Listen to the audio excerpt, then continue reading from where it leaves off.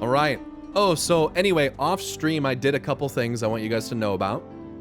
Off stream, I obviously, I got this barding. Sorry, but what's the Frozen Throne?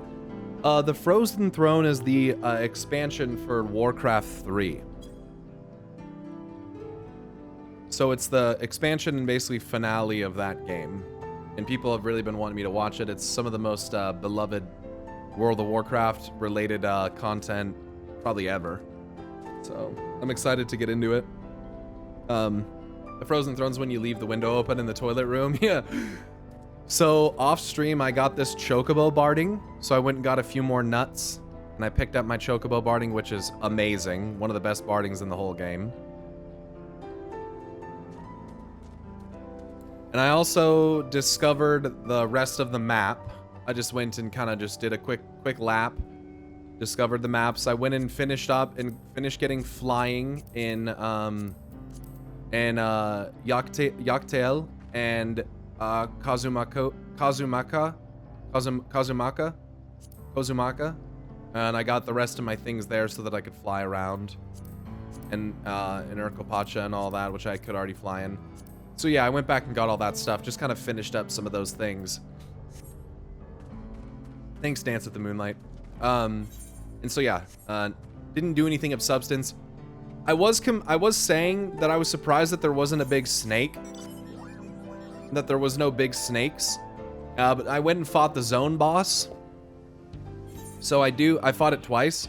So I actually do have 12 Tokron scales. And I'm just waiting to get to the level that I can spend them. Because the vendor for it's in the second city, which I haven't got to. Which I'm starting to think at this point could just be the golden city, but we'll see. You want to die, son? You want to die, son? This next just 5 more minutes. Just not 5. 5 is the lie. Yeah, I love the zone music here. It's really good. Need 3 kills for all loot, right? Probably. Here we are putting foul-smelling attractant in their fire. This town ain't big enough for the 2 of us. Yeah, I did get the barding. Yeah, it's very nice.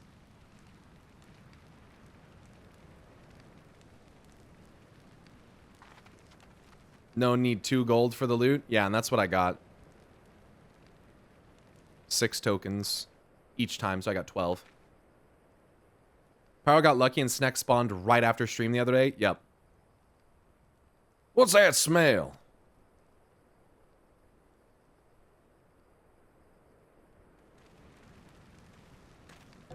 Ugh! That reeks! Holy drip, thanks. What'd you put in the fire? Wasn't me, I swear. I swear it wasn't me. I threw my shit in it. Took a dump, tossed it in there. Ugh, did someone die, dude? What the hell's going on over here? Smell like shit. Oh, it's this guy. Someone want to explain that ungodly stench to me?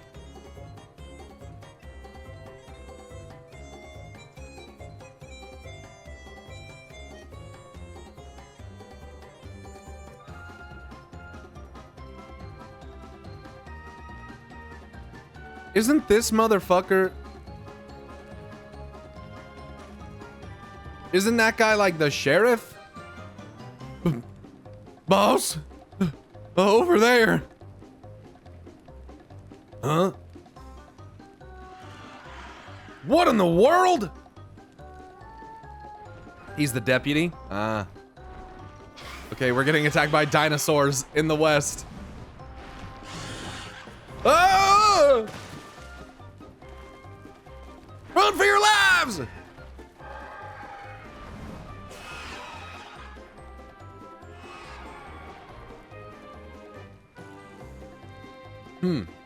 So the smoke's what drew them here. I swear, when I find out who did this...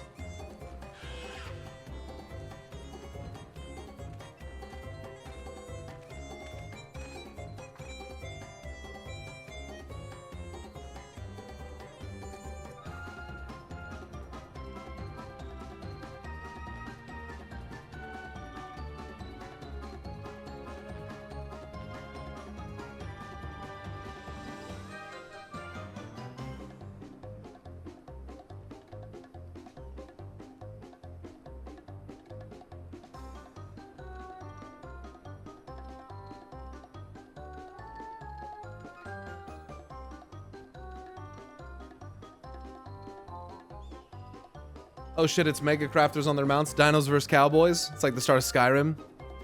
I'd say our friends have stirred up enough trouble. Time to retrieve the bracelet.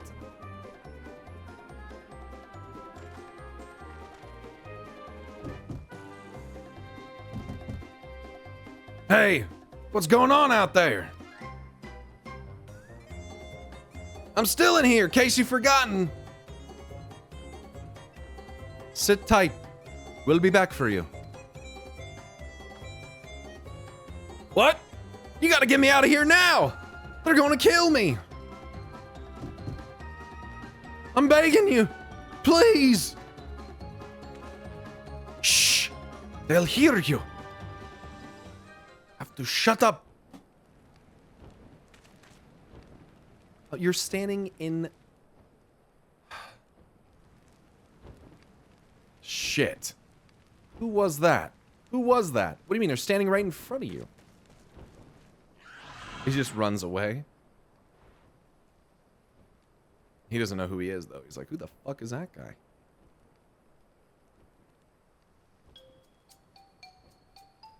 Hey, you gonna help me or what? The bracelet must wait. Let's break him out and withdraw for now.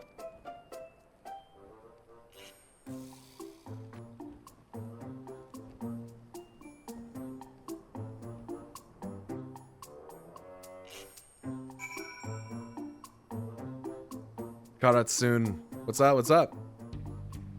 Carrot-san. Thanks. I owe you one.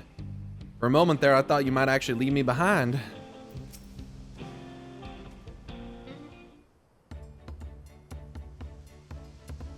All that effort, and not to show for it. Sorry about that, but damn, I didn't think anyone would have the balls to take on the vulture. No need to apologize. We were planning to save you, actually. Eventually. Really? I don't even know who you are. You secret admirers of mine or something?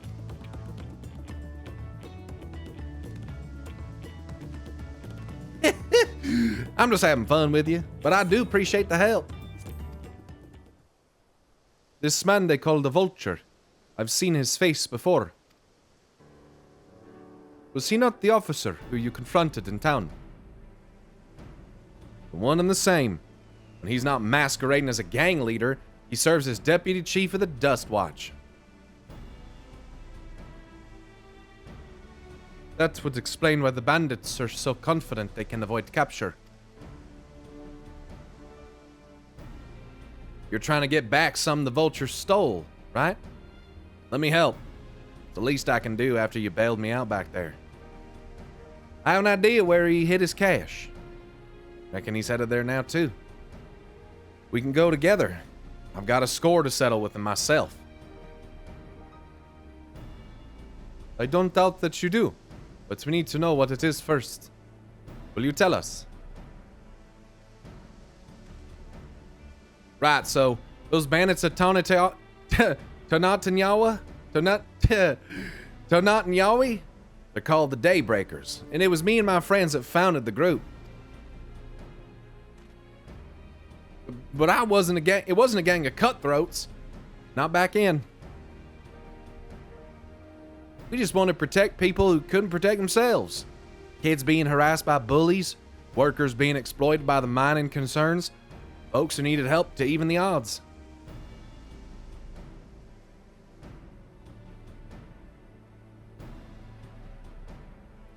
That was years ago. 3 years ago. Whenever we found someone scheming in the shadows, we settled matters the best way we knew how. With a duel. I see. By the old laws, anyone who loses a duel must be held account for their crimes. Even those in positions of authority. We made damn sure they did. Every time. Before we knew it, our small band of friends commanded a force to be reckoned with.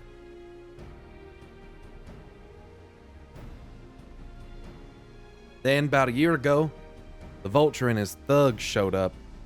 They got the better of us. It took over the Daybreakers. Look. Everyone was afraid of him, so they did his bidding without question. But when he showed them how they could make a fortune easily, that was when he really won them over. Now the Daybreakers is nothing but a bunch of bandits and cutthroats who prey on the people it was created to protect.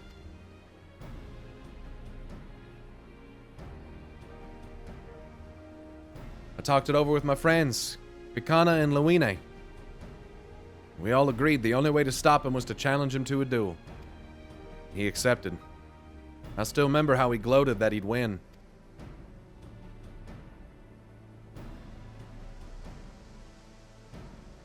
But when the day came, he showed up with the Dust Watch and had my friends arrested on charges of robbery. As if that wasn't enough, he set their bail at a price no one could ever hope to pay. With them locked away, there was no one left to help me. None of my old friends from the Daybreakers, and certainly not the Dust Watch.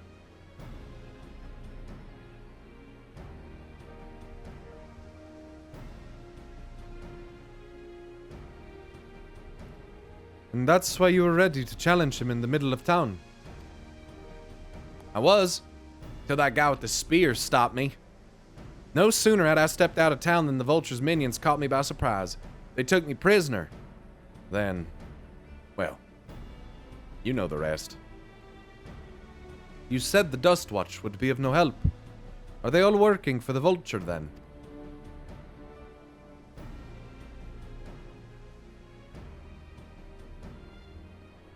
No, not all of them. The sheriff, Kamaka.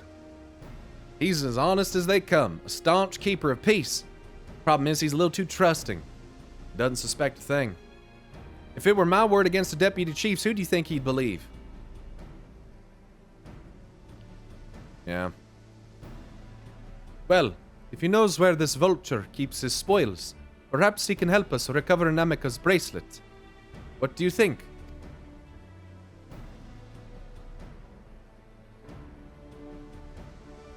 I love that, Glam. Thanks. For what it's worth, I have a plan. But I can't do it alone. A plan. All I ask is that you hear me out, but not here. I'll be waiting for you at Seshenoweza Springs. Seshenoweza. I guess we can decide what to do. After he gives us the pitch. After he gives us the pitch. I've left a good lead. Pitch.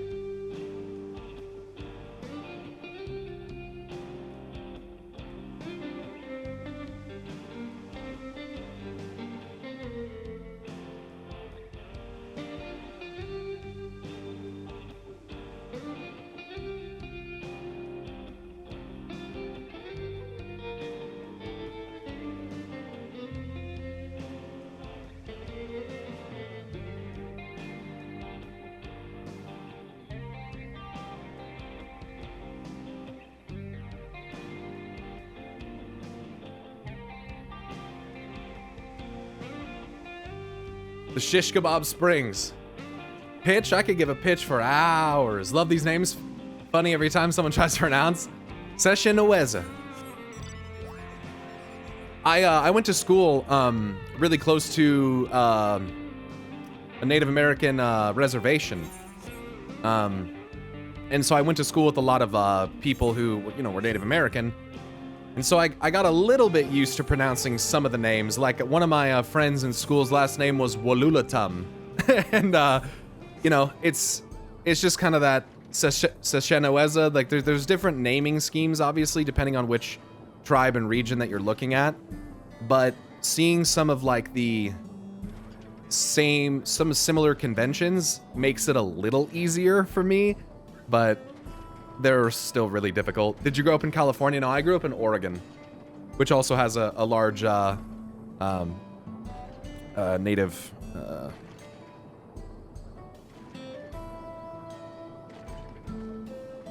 It was right next to Warm Springs Reservation, which would have been Wasco and Paiute, Native American tribes.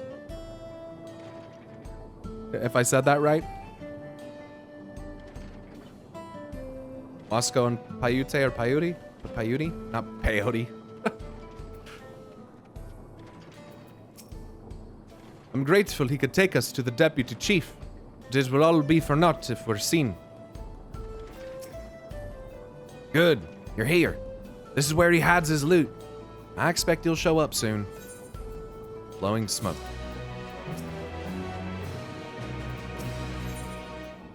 Law of the land. Aaronville looks expectantly for Wehute.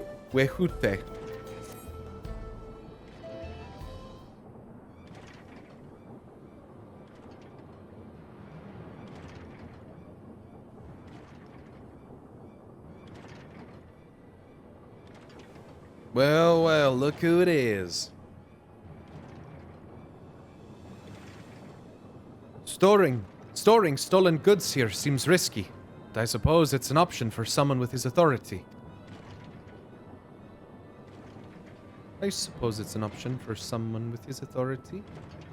Yeah, he moves the spoils in cerulean barrels, where no one would think to look. They're mixed in with regular shipments of fuel to Tuliala, where they're sold off. You said he stole a bracelet of yours, right? If he knows you're on his tail, chances are he'll be eager to get what he can for it. But I doubt he'd trust a lackey with that business. Given the provenance of the piece. No, I'll wager he's not letting that bracelet out of his sight till he's got coin in hand. I wasn't sure what to make of you after Usatawi. But I'm glad to see you're more than an impulsive child.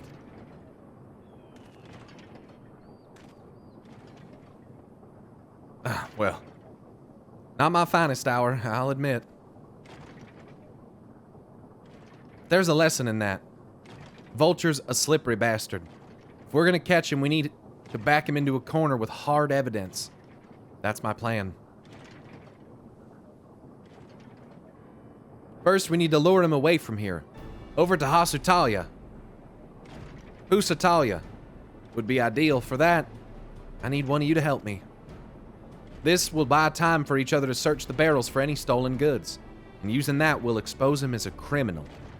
There's no way to tell if Wehute's carrying the bracelet, but regardless, there'll be enough time to find it once he's behind bars. But won't he simply feign innocence? Oh, he'll try, and that's when I'll challenge him to a duel. Oh shit. A duel? That approach didn't work out so well for your friends, as I recall. True, but unlike before, I'll challenge him in front of the whole town. That way he won't be able to wriggle out of it like before, which means he won't do it. Every man, woman, and child of the wilds understands the importance of duels in the old laws. The deputy chief would never disgrace himself by refusing. Until he does. But wouldn't you be breaking the law by using a firearm in town? It's not as if we'd be using live rounds, but it's a risk I'm willing to take. What's important is that I get him to duel with as many witnesses as possible. When he loses, and he will lose, that'll be the end of the Vulture.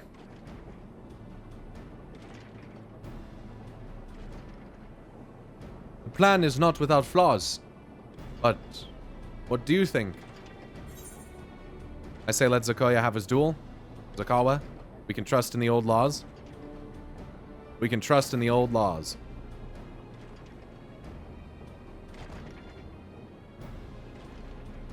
Not even he can ignore our traditions. Once he loses, I have him confess to his crimes. If you're satisfied, then so am I. And so am I. I knew I could count on you.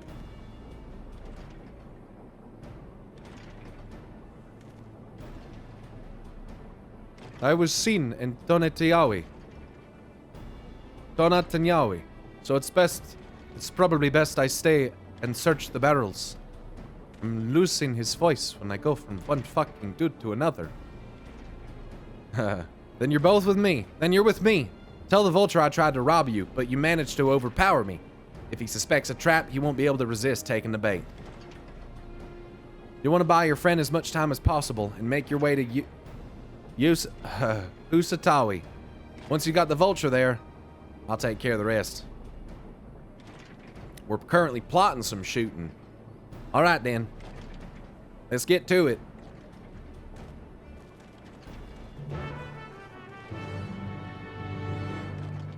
Jay. You better be rooting, you better be tooting, and by God, you better be shooting, but most of all, make a profit.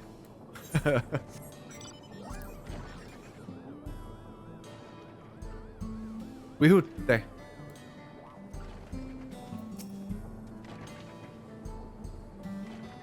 The Yesia were likely that Shatona's doing.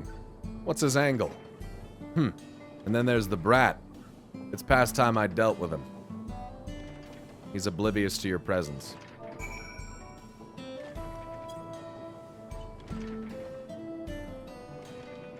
Hey, Axel. What's this? Ah, an unfamiliar face in these parts. Have you needed the dust watch, miss?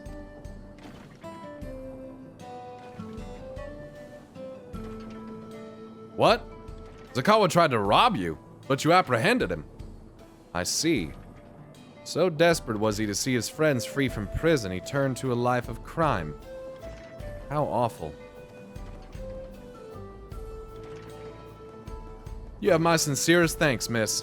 Might I trouble you to take me to him? Interesting. This typically doesn't happen with people that we kill.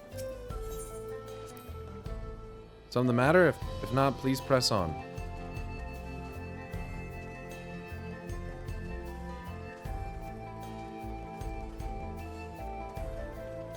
The music is so good.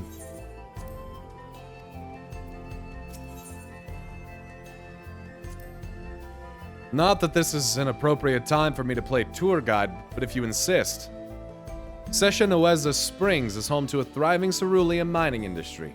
The prospect of easy coin has attracted some undesirables, though.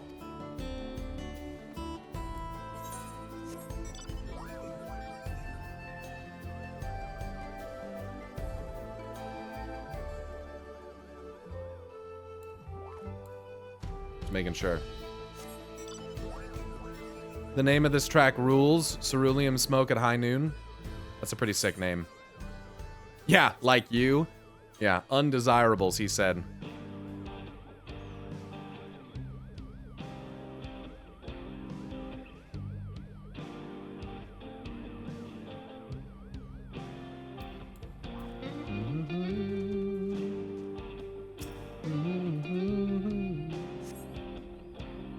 Is this the place?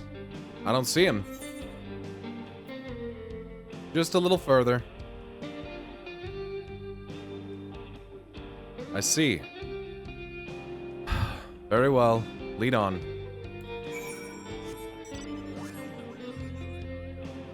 I just realized this motorcycle mount has the wheels go in the wrong direction and everything is ruined forever. Wait, what? That motorcycle's wheels don't spin the right direction?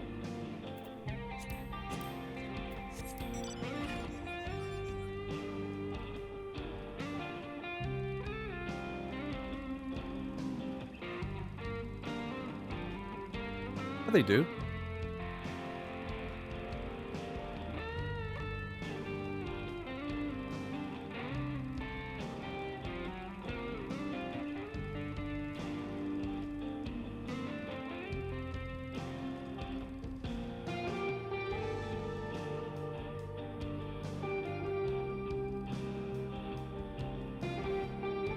This should be going counterclockwise?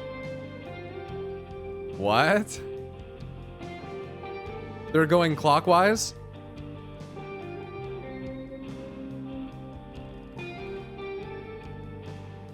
No, they're not. Yeah, they are going clockwise, but that's how they're supposed to be. For the wheel to move forward, it has to spin clockwise. If it spins backwards, you'll go backwards. That's it.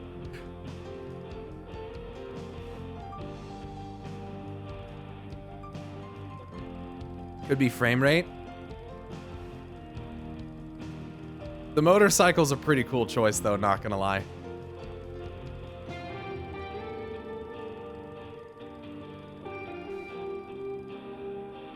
It looks so good.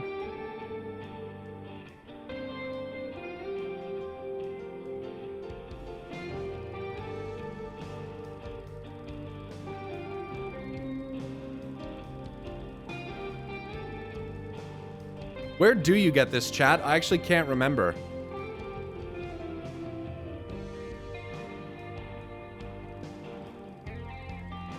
Island Sanctuary?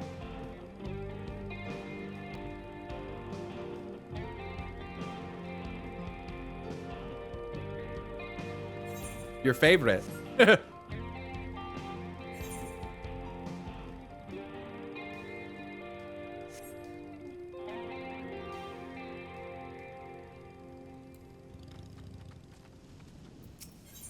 Ask about the cerulean fields. There's gold in these fields. Blue gold. Ahem. Best be wary of the beasts in these parts. They may prefer to snack on cerulean, but for you, I reckon they'd make an exception.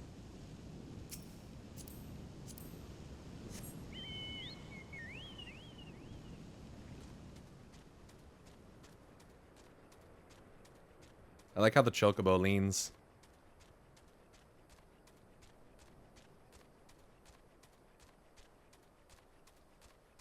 Look at how good this game looks. Look at this shit. Look at how good this looks. It's crazy. Yeah, look at this guy.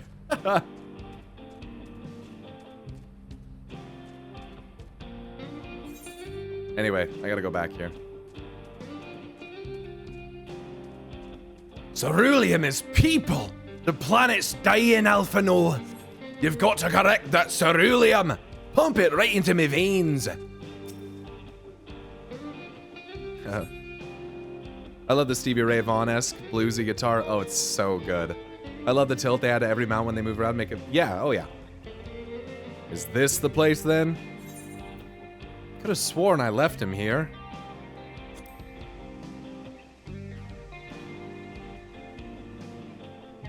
This some sort of joke? Of all the... Let's keep moving.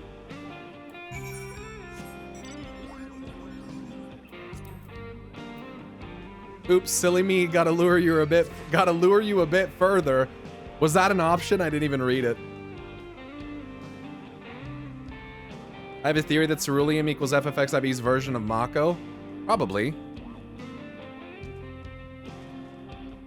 Except cerulean comes out of the ground before being refined, which is the difference between it and Mako. Mako is obviously life stream energy converted through refinement and nuclear processing, whereas this comes right out of the ground. Mako you have to mine for? No, Mako's processed. Mako is the processed result of the energy. Like, it's the nuclear energy resultant of the energy from the life stream. Whereas cerulean is more like an oil that comes from underneath the ground. And yes, we refine it, but cerulean can't be Mako by default unless cerulean has already in some way been, like, processed. Mako is processed ether, cerulean straight up oil. Well, ether oil, I would say. I would say that there are ether properties to it. I don't think it's as simple as just oil. I do think that there are probably some magical properties to it, but I think that I'm just trying to make a distinction between Mako and cerulean, because Mako is processed, cerulean is not. An etherically dense substance, blue in color, that's coming out of the star itself. Come on, that's a life stream. And maybe it is. Maybe it is. I mean, I don't know if I don't know if there's any quests or anything that, like, deeply go into what cerulean is. It's called Magitech for a reason. Cerulean is magical. I would agree. I would agree. But what I'm saying, again, what I'm saying is, and it doesn't really matter. We're making the distinction that ceruleum, if the ceruleum is life stream leakage, then it's not Mako. That's what I'm trying to say. Because Mako is the processed result of taking the life stream and refining it. Or processing it. Which is why they can't be the same thing. Because then you'd have to assert that ceruleum is already processed. Which it's not. This better be the place. Ah, now I remember. I left him tied up around a big rock. Must have been a different rock.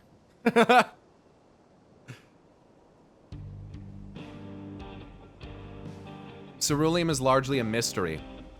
I researched it while formulating this exact theory. One thing I did learn is that Black Rose renders ceruleum inert. Considering what Black Rose does to the ether in a person's body, that's a significant and interesting overlap. Right. So that's suggesting that while Black Rose is stasis and stops the movement of ether, that ceruleum is quite active in its ether properties, which is probably why it can be used for. I mean, this I don't really feel like that's like. I don't think it really changes anything.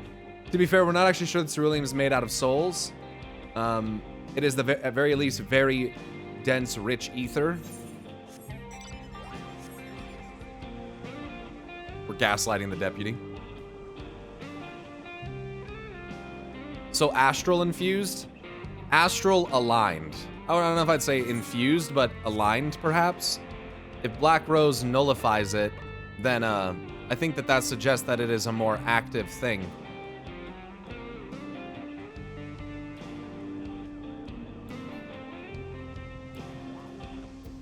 Here we go. Ask about Neopalotenders. Unless you'd rather I feed you on raw, needles and all. Cut the chit-chat. He's getting angry. He's getting very angry. Tired of having his time dicked around. Angry, ooh. All right, where is he?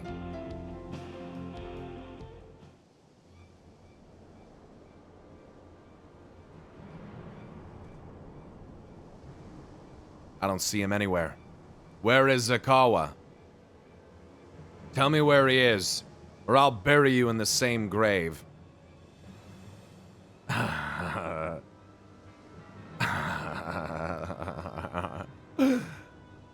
Really? Confound it. Must have escaped. Goodness me, where could he have gone?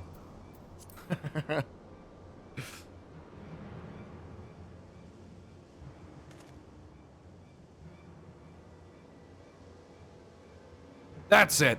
I've had it with these games, and I've had it with you. Hey, Wahute. You looking for me?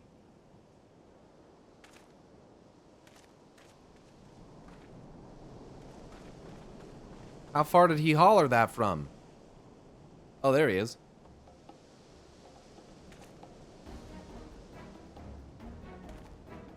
If you want to place me under arrest, you'll have to work a little harder.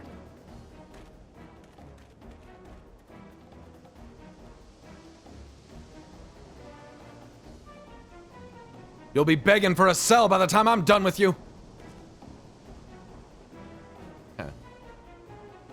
The deeper one goes into the core of the planet, the more the metaphysical boundaries shift into the ethereal sea. True.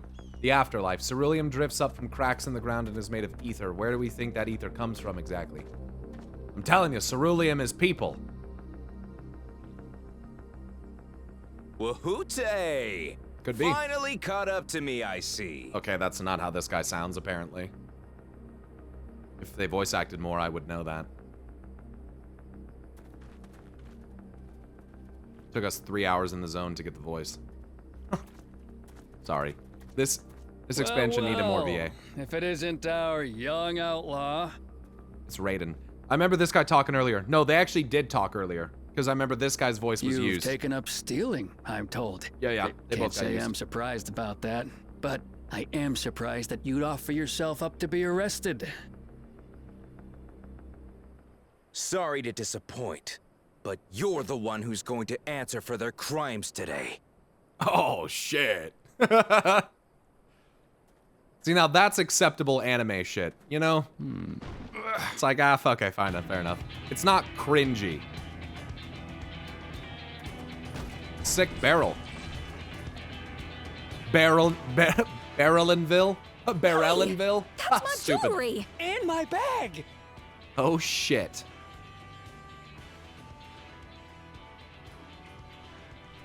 So you found the stolen goods. That's fine work. This barrel was at Shisenuetsi Springs, mixed in with others bound for Tuliyola. Let's see. The Landsguard would have presumed it part of the regular ceruleum shipments and waved it through. And once it reached its destination, it would have been retrieved, and its contents sold for coin. The audacity. Do we know who's behind this? As fortune would have it, I spied the leader of this operation being handed one of the stolen items. A bracelet, which Vau Wuklamat had intended for her nursemaid, Namika. It was from the Vow of Resolve? Yup. Don't take shit that doesn't belong to you. Oh, you've seen it then? No, no, never. And if I knew who had it, I would have arrested the scoundrel. Huh? You gonna turn out your pockets there, partner?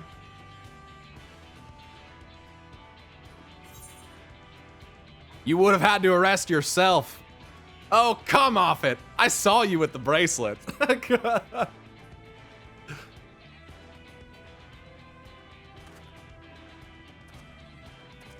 Uh-oh. What's the meaning of this, Wuhute? This guy's voice is so good, by the way. It's a setup, sir. I have the bracelet, yes, but I only 'cause I found it. I swear. They're the real criminals. They concocted this scheme to frame me, so they could get me out of the picture. This guy sounds like someone from Final Fantasy VII Rebirth. He sounds like one of the thugs or something. If you feel your honor's at stake, there's always the old-fashioned way. Sounds like Sam The Elliott. law which folks have used to settle other their guy? differences for generations. You don't mean...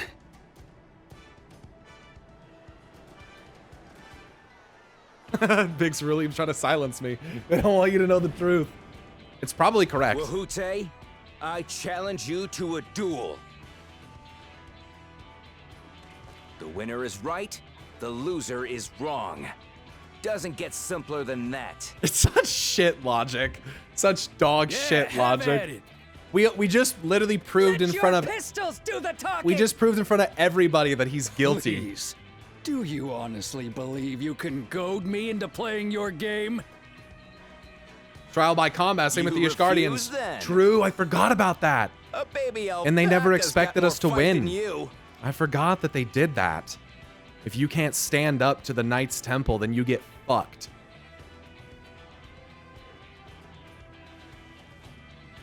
I forgot about that. All right, boy. But remember, you asked for this. Holy shit, I forgot about that. Come on, Zakawa! Give him what for! Shouldn't we stop him, Chief? Even if it's just rubber bullets, we're in the middle of town. Be quiet. Just watch. Okay, at least it's just rubber bullets, I guess. Rubber bullets only in town, though. Yeah. That's an interesting choice.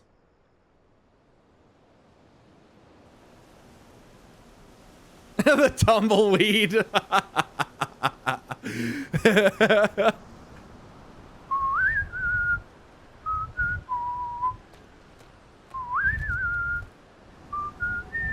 Is that a crab?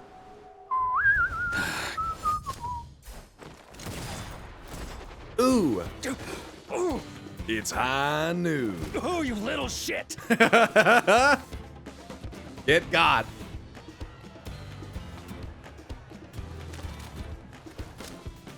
Looks like you've gotten slow in your old age, Vulture.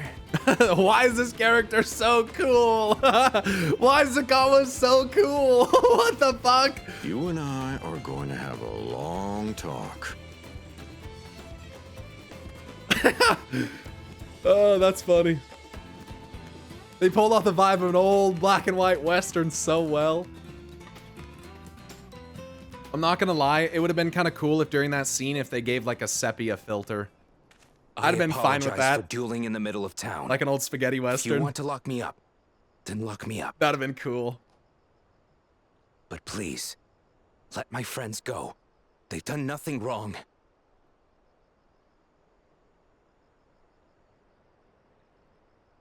You drew your gun within town limits. What?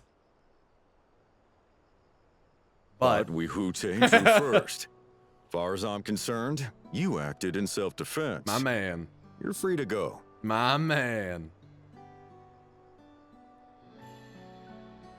As are your friends. Hey, good sheriff. You're not such a bad guy after all.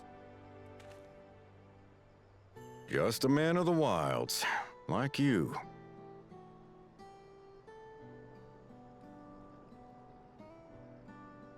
But to think that Wihute had taken control of the Daybreakers, it pains me that it happened right under my nose. Oh, is he gonna appoint him new deputy? What are you gonna do about his crew? Do it. Some of them are still in Tonatenui. Make Zakawa a deputy. Those who have broken the law will be taken into custody. But those who haven't will be given the chance to resume walking the straight and narrow. What about you, Zakawa? What do you intend to do now? Zakawa, not Zakawa. Why? What I've always done. Protect the weak and help the helpless. The old-fashioned way.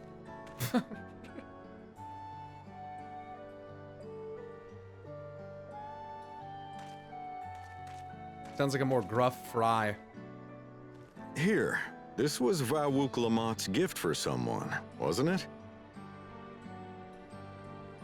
Yes, a person very dear to her.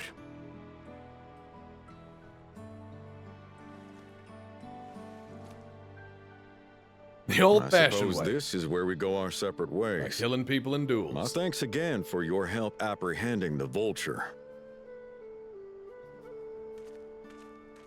Dang, they should have made Zakawa a deputy. That would have been way cooler. He'd been like, since you helped bring this schemer to justice, how about you be my new deputy? And then maybe his friends. And then, because isn't that what they were doing in the first place? These guys were the peacekeepers trying to do the right thing for their people? That'd have been cool. That ended up being rather more complicated than expected. But all is well that ends well. Phew! Finally, it's over. I couldn't have brought him to justice without your help. I don't know how I'll ever repay you. Law of the land. Wild banana blend. Smoothie? Let's go.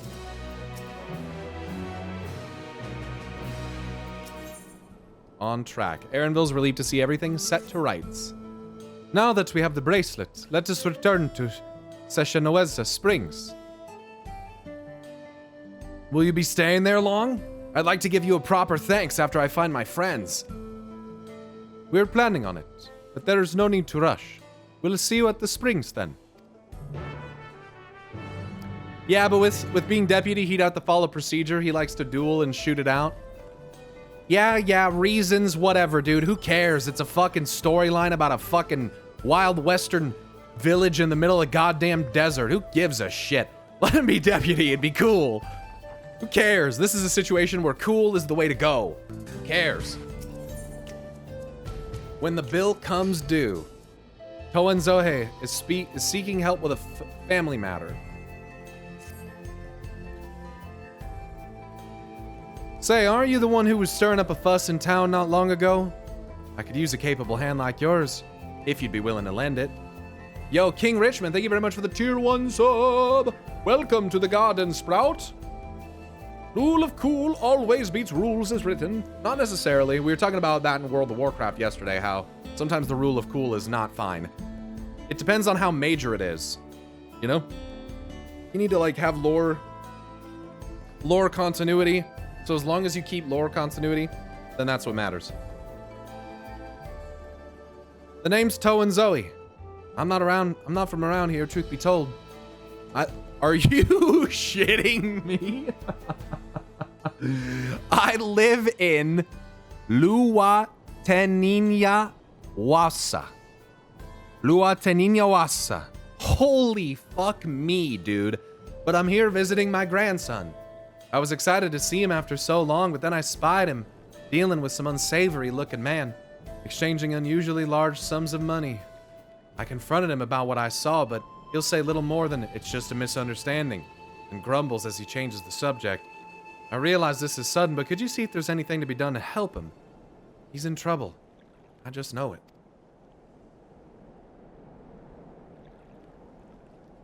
Oh, weight's been lifted off my heart. Bless you, miss. His name's Zetekwa. Last I saw him, he was headed inside this here saloon. The Tanawata with a red cap, pulled down over his face to cover those bruises, most like. Can't miss him. Lil what me ass son? These names are like we had to hit a character count in a sentence.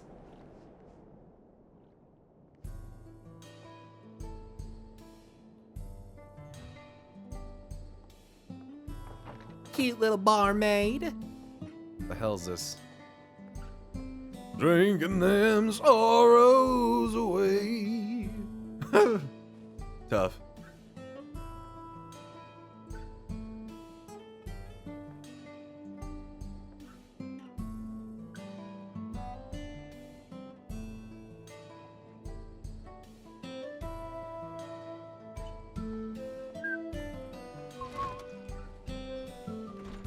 Looking to wet your whistle, ma'am? You trying to get a drink here? Got the finest liquor from cerulean whiskey to cerulean whiskey.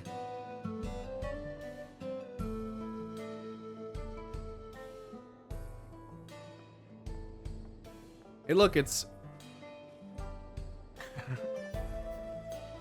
it's tall, Tataru. I realized that these words were inspired by real-world native culture, so I've tried to be more respectful since then. Some of the names are taxing. That word broke Jay in chat for weeks. Yeah, I try not to make too much fun of the words because, you know, if they're like based on Native American words or something like that, then, I mean, I don't really make fun of other languages really, but... So they're a mouthful for sure, but... Talafel, how blasphemous. Taltaru? It ain't moonshine unless it's tax-free.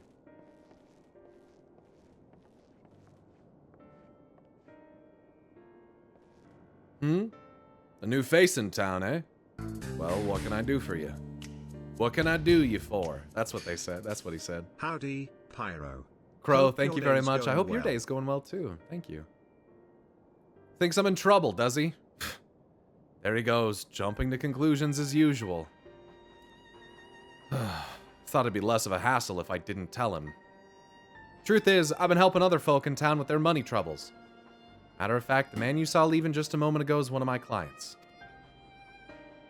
Oh. I should probably explain from the beginning. My work involves loaning gil to folks having trouble with coin for one reason or another. There's a reason I don't lend them Pell, but I'll get to that in a moment.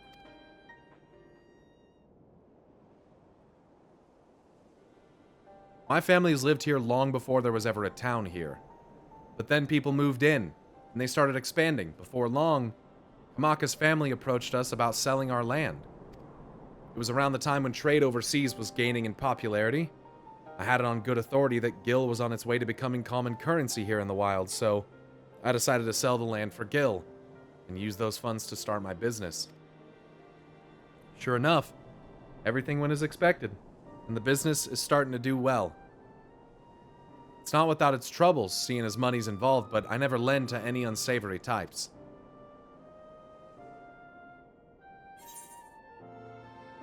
Why not simply explain all this to your grandfather?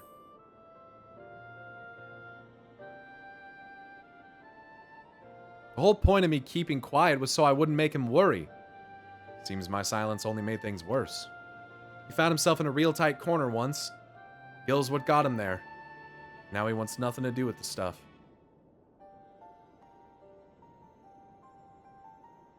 When I told him about my idea to sell the land, the moment Gil came out of my mouth, his whole mood turned sour.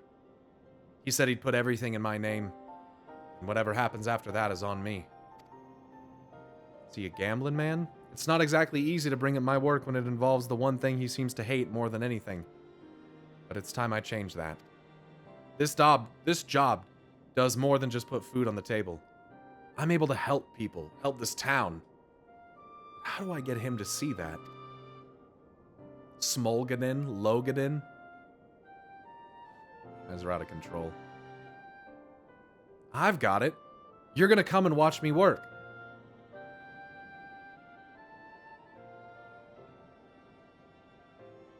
Grandpa won't hear anything I have to say if it involves Gil, but he might come around to a first-hand account from you. So come and see what good my work does for Husatawi, and how I help the people here. He did send you here to help me, didn't he? I promise to make it worth your while.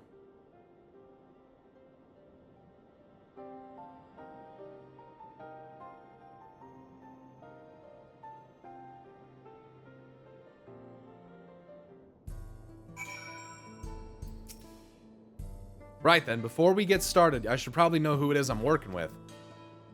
I'm the Warrior of Light, Savior of the Star, multiple times over. New to this area, but so far I've helped solve mass injustice and thievery. And this is just another day for me. Oh, Pyro. Yeah, Pyro, eh?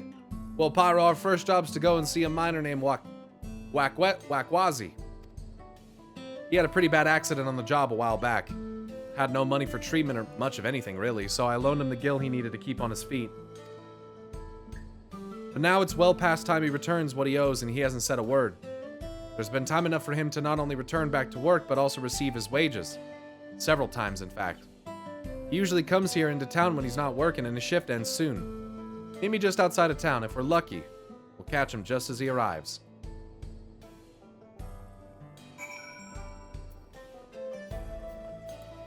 What the fuck?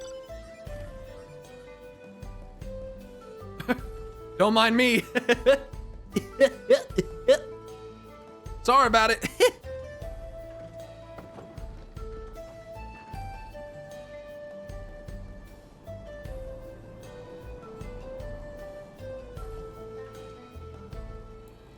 Here we go. Explain yourself, Wakwazi. You're here for the money. I was gonna pay, honest. I just mixed up the dates is all. Can't we settle this later? I'm busy. I know you're lying, Wakwazi. You're not going anywhere till you can look me in the eye and tell me why you're late paying me back. He's obviously hiding something, but I'm not looking to start trouble. I don't suppose there's anything you can do to, persuade him? Maybe a little flex to show him we're serious.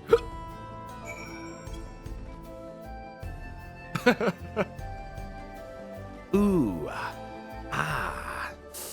Ooh.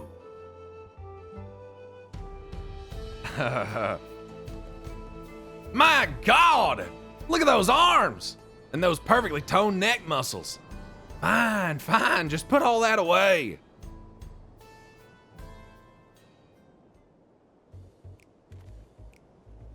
Flexed on, idiot. Wait, did he say neck muscles? He said neck muscles? And those perfectly toned neck muscles.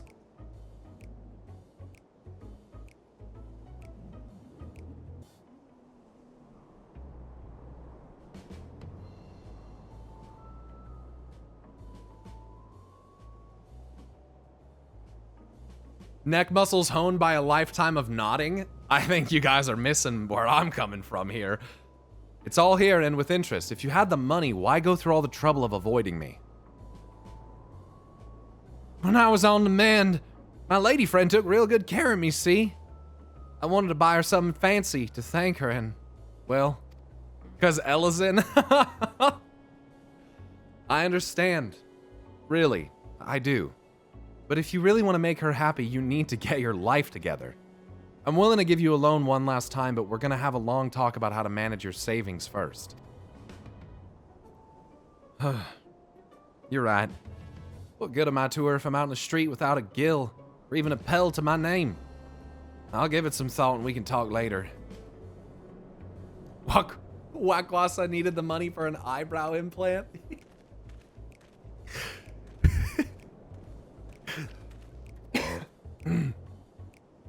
Can't blame him for wanting to show his appreciation to a loved one. But it's no excuse to get carried away with his spending. So what do you think of my job? Money I loaned him paid for his treatment and supported him through his recovery. That has to count for something, right? Seemed like more of a happy accident to me. Well, there's always our next client. When you're ready, we can be on our way.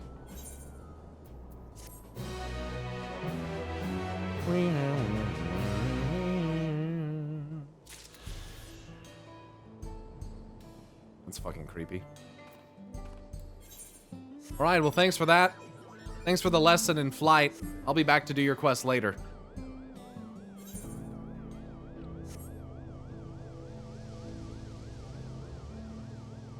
I see you got that Roswell tech on your hands. Oh yeah. That new world advancement here. What's up, Klopso?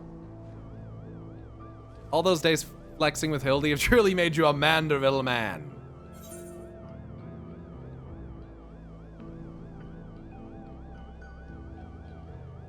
I'm a Manderville man. Doing what only a Manderville can. I miss Hildebrand. I have such fun when I get to play those quests. I just let my voices go insane. And they're just so silly. I love Hildebrand. It's a shame that some people don't like it. I'm gonna say ARR Hildy was a lot to get through. It was exhausting.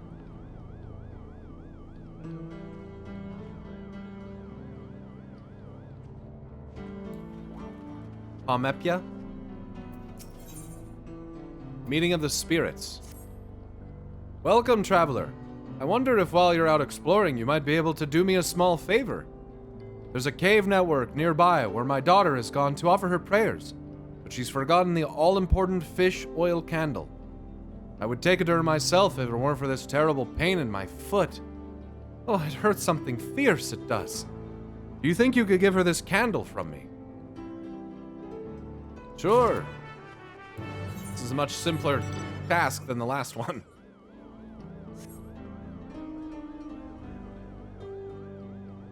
Let's haul. I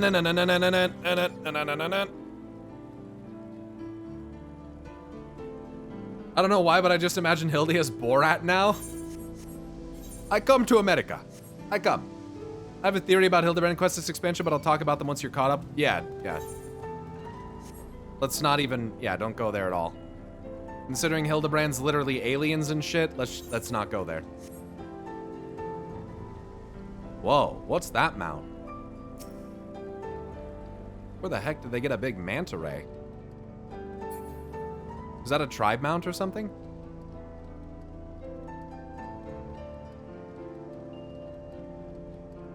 Kojin? Figures. That name? Penguin Abuser? What the fuck?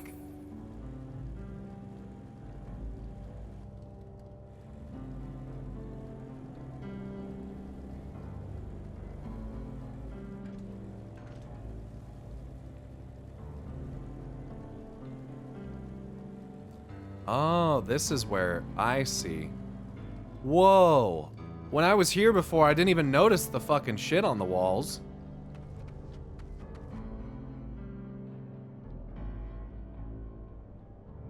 Looks like a meteor. Comet?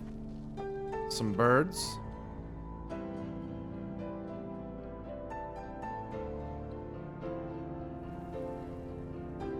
Serpent, maybe Valigarmanda? Taller people with tails and ears? Maybe that's supposed to be,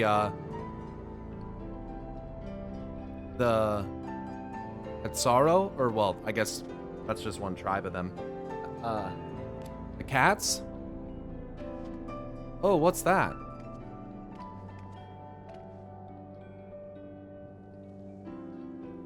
There's a big circle. Like a cycle? Maybe it represents harmony or unity of some kind? All different creatures. There's the birds, which are probably the Hanu Hanu. Maybe the lizards represent, maybe that represents the Amalja or Mamulja. There's a serpent there too.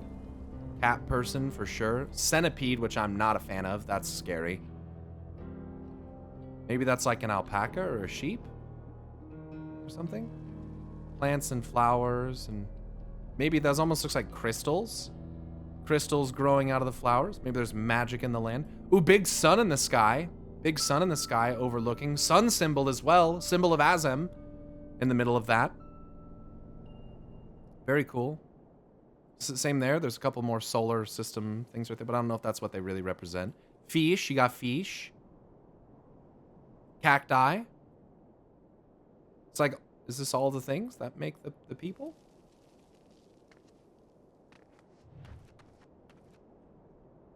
Contemplative woman.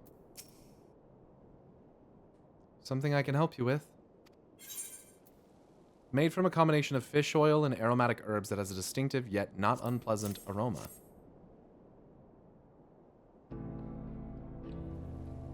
You came all this way to deliver this. I'm awful grateful to you, and my ma for realizing I'd forgotten to bring a candle. You see, these caverns are sacred ground, where we come to pray to our ancestors and the more recently deceased. These flames provide the living a way to commune with the dead. And thanks to you, I can light a candle of my own and say a little prayer.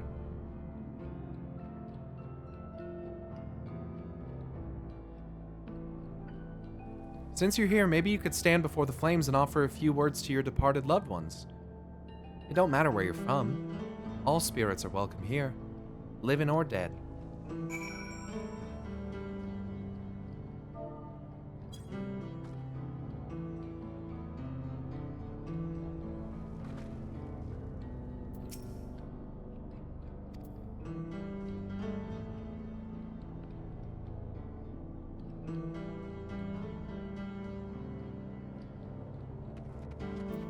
White mane? Just kidding. Witameni? Witamenya? Folk have plenty of theories about what these images mean. Some think they're a record of what our ancestors saw in their day-to-day lives. Others think they might depict another world entirely.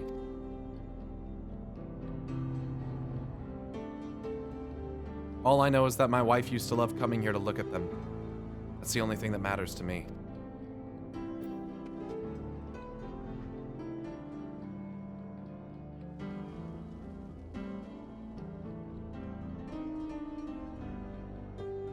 I'm just gonna say it, since I went and looked. After I did that last dungeon and I saw all those constructs, I went back to Ronka.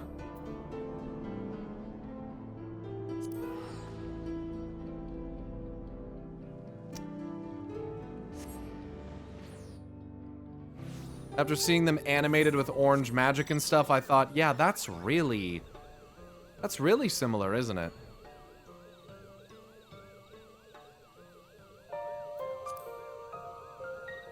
And then I came back here, and then I was like, holy shit. It's not just similar, it's the exact same constructs. It's the same ones.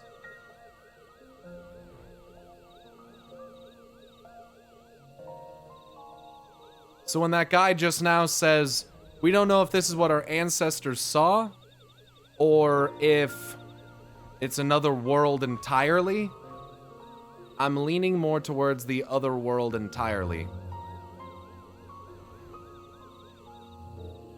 Why are there no Ronkins on the first?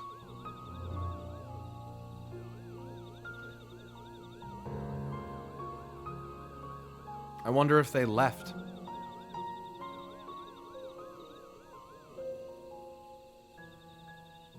I've had theories before about other civilizations, especially Allagans, finding their way back to the source from other shards. Or making their way out.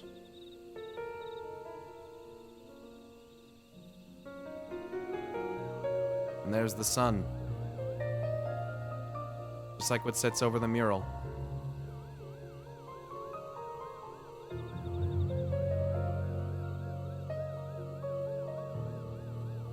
It's even called Vessel, with the same name and everything.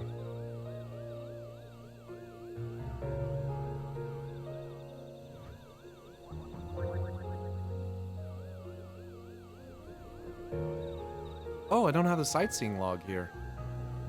This maybe will give me some information. These pyramids were built to venerate the 4 chief deities of the Ronkan religion. Oxgatorl, keeper of flame, Oxsharl, keeper of the winds, Yixlaqua, bringer of rain, and Yixanpa, bringer of the harvest. For the inhabitants of Fenal, guardians of Ronka's heritage, there are few sites more sacred. Is Erenville old enough to be a Ronkan descendant? Is it even restricted by age? I mean, the Raktika Greywood here, home to the fucking Vs. And I have a V walking around with me that I don't really know the true identity of. I mean, I do. It'd be cool if he was like the long-lost descendant of like a Ronkan emperor or some fucking crazy shit. With how time works differently, who knows? That's a good point. There are time fluxes between the shards. It just so happens that when we showed up on the first, that they were in relative alignment with one another. Or maybe that's something from WoW. Is that an FF thing? How long did Viera live anyway? I think like 400 years? It's a long time.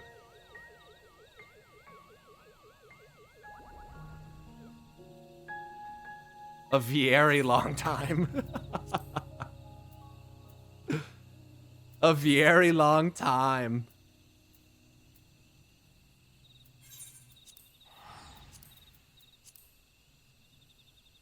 Just things to think about.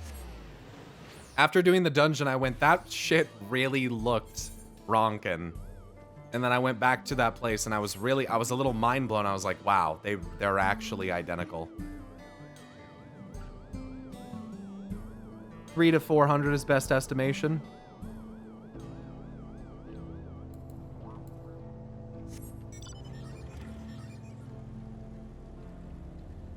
Mayan blown? Time dilation is in fact a thing between shards, but it conveniently stops when we show up. Yeah. At least it doesn't stop, but it's in alignment when we show up.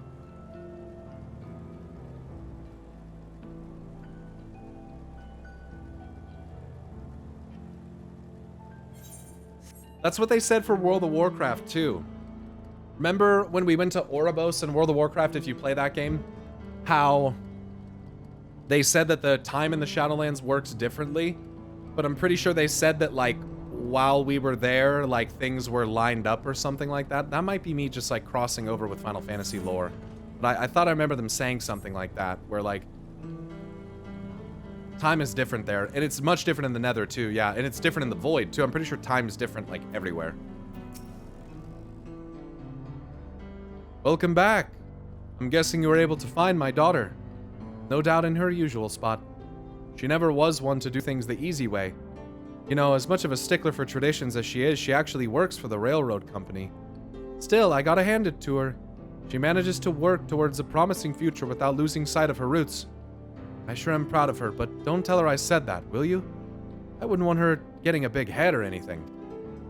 Well, I'd say me and that daughter of mine have taken up enough of your time, but it was awful nice meeting you. Thanks a million for helping us out.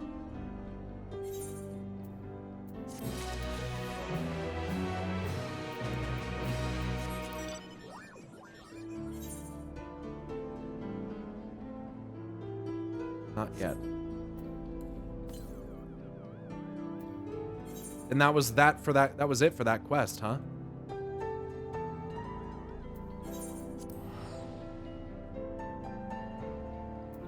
Someone's over there watching Big Brother. Time is just a concept. Not in fantasy universes, it's not. And time isn't just a concept in reality either. We have theories that talk about how gravity can affect time, which means it is not just a nothing. Oh, if we hit TFT sub goal, it's gonna make an it's time to make an Undertale sub goal.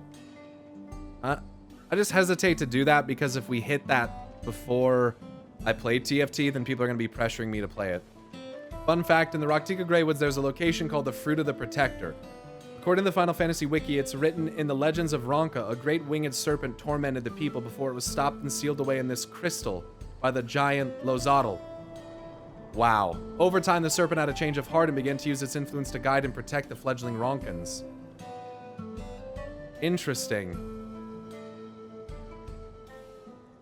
TFT, we're talking about the Frozen Throne, not Teamfight Tactics or whatever you think it is. My first thought was actually Valagarmanda. Yeah, of course. How could you not? Valagarmanda, the winged serpent that tormented them before it was sealed away inside of a crystal by a giant. I mean, that's literally exactly what happened to Valagarmanda.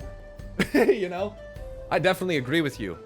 That legend that you're talking about sounds like Valagarmanda to me. 100% agree.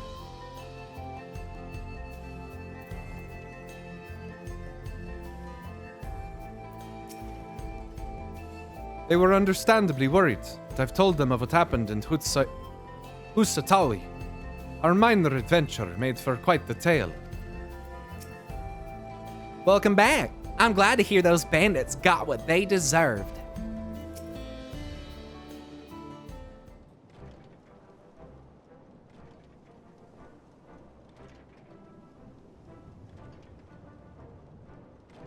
My bracelet. Thank you. Thank you so much. This is more than just a gift. It's a part of me I could never hope to replace. Truly, Wuklamat is blessed to have such devoted friends. Well, I wouldn't put it that way. I prefer to think of us as more long-standing acquaintances. Are you fucking... You're so rude, Aaronville. Regardless of how you choose to describe it, there's no denying the depth of your bond. Though I'm sure you'll continue to do so. Can't say I'm surprised the deputy chief turned out to be the bandits' leader. I always knew something wasn't right about him. An easy claim to make with the gift of hindsight. True.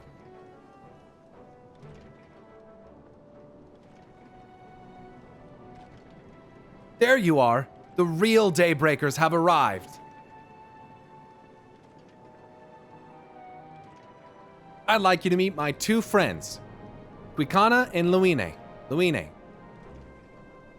If it wasn't for you believing in Zekawa, and doing what you did, we'd still be locked up. You have no idea how satisfying it was to see that bastard Wihute put behind bars.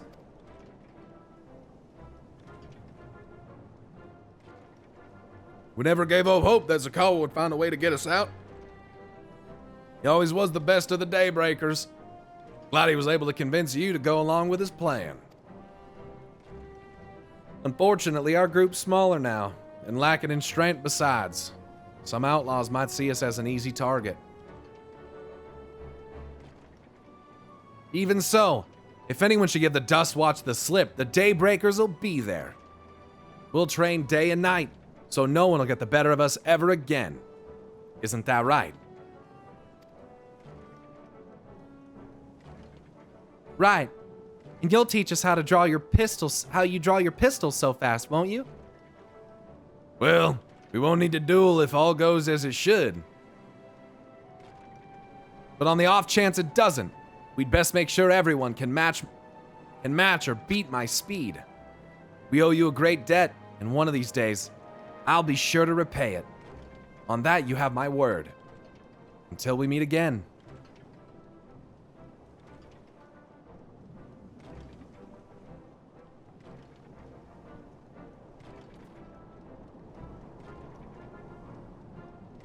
If you'll excuse me, I shall find a quiet place to rest. As I'll be here a while yet, though. Do let me know if there's any way I can be of assistance. I'm like struggling with this chick's voice. Were you not planning to take the train home? Oh, train service has been suspended. Didn't I tell you? You mentioned no such thing. Something about the tracks being damaged in the last quake. The tunnel was closed as well. An earthquake? It must have happened when we were still down south. There have been quite a few tremors of late, and a rather large one struck not long before you two arrived. I can only hope no one was hurt. Floods, earthquakes. At any rate, if you want to know when service will resume, you could speak with the station master yourself. Let's do that. The station is just over there. There. It's just over there. There, beyond the counter in the distance on the horizon there. I'd like to believe the train will be up and running again soon.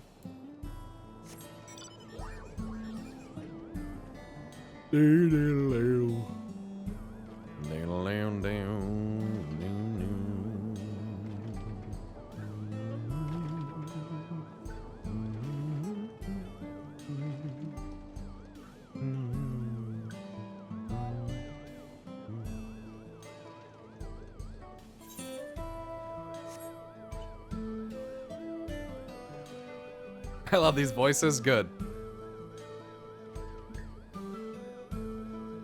Cookies on Dowels, thank you very much for the 3-month resub. Thank you. Railroad engineer. It seems people aren't too happy about the train delays. The train delays. I'm so sorry, but we're not sure when the train will be running again. You've got to be joking. Of all the places to get stuck at on the way. This is definitely a voice that I heard in Rebirth. There's no way. He sounds like a Shinra guard, a Shinra soldier. Please don't tell me you've come to complain too. The other guy that walked away. We heard that the earthquake had caused disruptions and wanted to ask when operations would resume. But I see that it will be a while yet. I'm afraid so. Too few hands for too much work. It's time-consuming enough to inspect the tracks after every quake, but this last one we got after the succession ceremony was massive. Made a mess of a whole bunch of railroad ties. Railroad. The succession ceremony? Let me We think would have about been in this. Tuliyola at the time. Hold on a second. If it was as violent as you say, we should have felt it as well.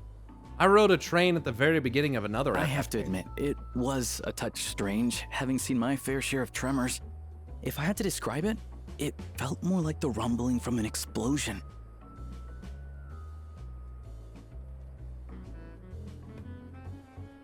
Is there anything I can do to help? Are they gonna give me a Midgar? Seriously? You're offering to help? What about you, my friend? If you'd rather strike out on your own, I understand. Though, if you were willing to lend us a hand too, we'd be truly tremendously grateful. Peru popcorn, Peru popcorn, Peru popcorn, Peru popcorn. Thank you! Thank you so much! I'm Shenza, by the way. Shenza, Pleasure to make your acquaintance. What's up, Shenza? If you would please step inside, I can introduce you to everyone. Uh-huh. And I'm going into a saloon. Sorry for dragging you into this. I get some FF7 undertones here. Could there be a city of Ceruleum? I don't know what the second city is yet, so if it's not the Golden City, can we take a train to a big old There they Ceruleum are. city, like Midgar City of Mako? That's them, the 2 volunteers. A big one? That'd be cool. Walika is our station master, and over there is our top driver, Nito Ikwe. In the Toweek way. And this grizzled mug is Zoppia, an engineer who joined around the same time as me. Oh, nice. It's great to finally meet, Much Avalanche. obliged for the help. I'll make it worth your while, I promise. Damn, you got a voice on you. Damn straight you do. Goddamn, sir. Oh, it's the... Something the matter? Holy shit! How did I forget? Would you happen to be a fan of trolleys?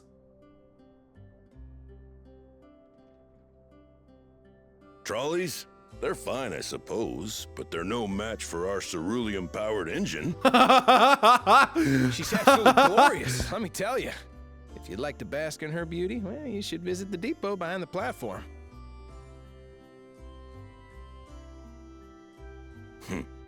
Right then. What I'd like you two to do is help us procure timber. We'll be using it to fashion new railroad ties, so it needs to be the strongest stuff we can get. In these parts, that means the trees in the Pyroyoutube plain. It is Hetsaro territory, though, so we need to get their permission first. Come on, no time to waste.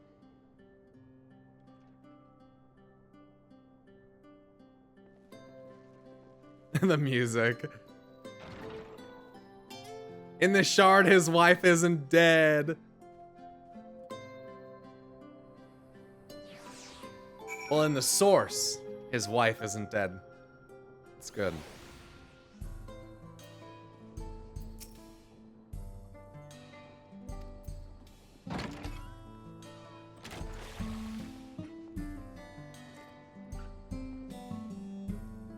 I kind of wish that Final Fantasy XIV had like hidden items. You know how World of Warcraft has like treasures hidden all over the map that you can just kind of find? I think FF14 needs to do that. I really do. I think that it's such a staple in FF games that like, if you could hide some chests around the world and like reward exploring, I really think that they should. And it doesn't have to be anything crazy, but maybe like some gil or something thematic to the area, or I don't know, I think that'd be really cool. There's so many great places to see and places you could hide stuff, and I feel like that happens in like almost every other FF game where, you know, you kind of like look around a bit and you might find something cool, and I just kind of think that'd be nice in FF14, maybe for the future, like little map treasures to find or something that's more significant than a sightseeing log. I think would be fun. Give you that little chime that plays when you open a chest, you know? Like in FF10 when you open a chest and it plays like the doodle-doo, whatever the sound is that we like pick the item up. I just think that it'd be cool if FF had 14 had more stuff like that. Untradeable and unsellable housing items, yeah, like a trophy wall or something. Yeah, but they would be shared, or would they be shared or would they be collectibles? I don't really... I'm not here to determine that. And I don't really care. I think the point is that, like, just give me something to discover. I don't really want to get into the nuance of, well, what exactly would the thing, and would it be this? Or, like, I don't give a shit about that. All I'm proposing is the idea that we have random chests around the world that we can find and loot stuff in. Though no small number live in Shaloni, I must confess that I've never visited the home of the Hetsaro. As they largely live in accordance with older traditions, I suspect they may have a dim view of the railroads. On track.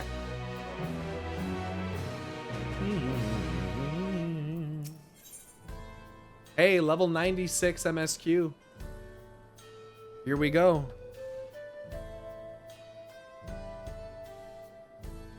I guess treasure maps might be their equivalent. There is no equivalent. Let me make this clear. There is no equivalent. There is no... I find that this happens a lot, where I request something that FF14 could have, and there always seems to be responses, and I know this probably isn't your intent, but that kind of like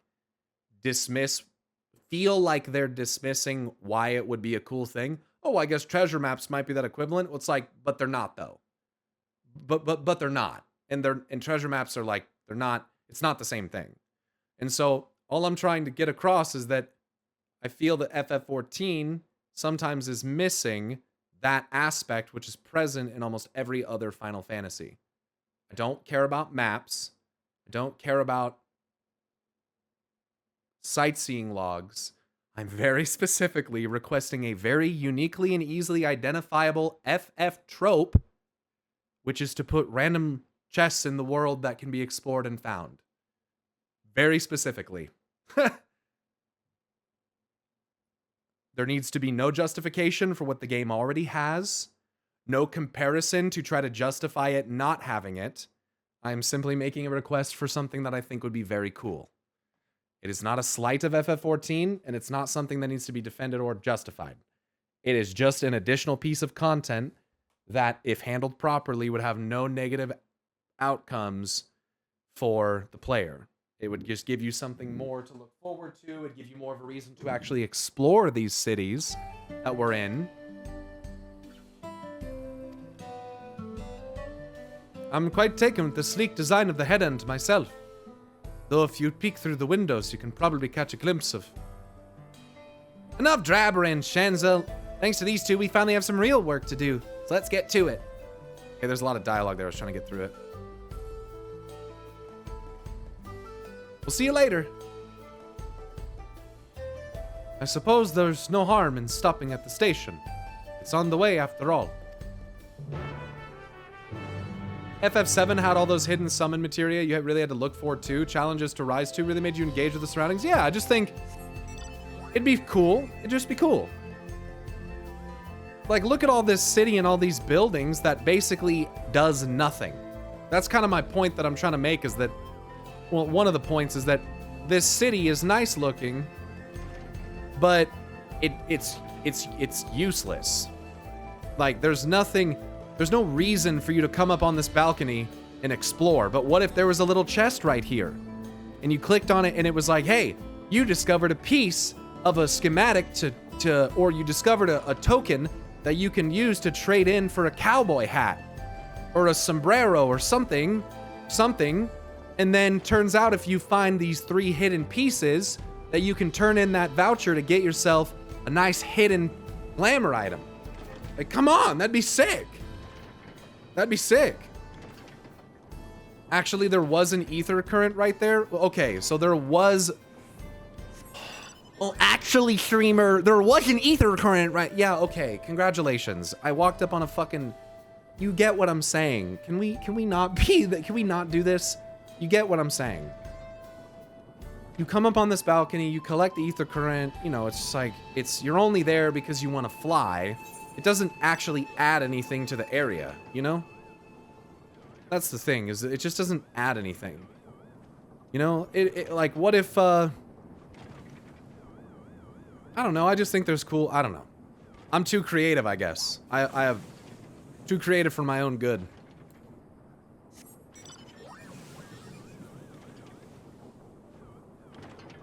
I just think they have beautiful locales with great music and great atmospheres that I wish that they would just do a little bit more of. What about the big fates? Again, that's not the point. Would the chests be labeled or unlabeled? Would you have to try and click them to find out? I mean, I'd say they'd probably maybe just be labeled or something.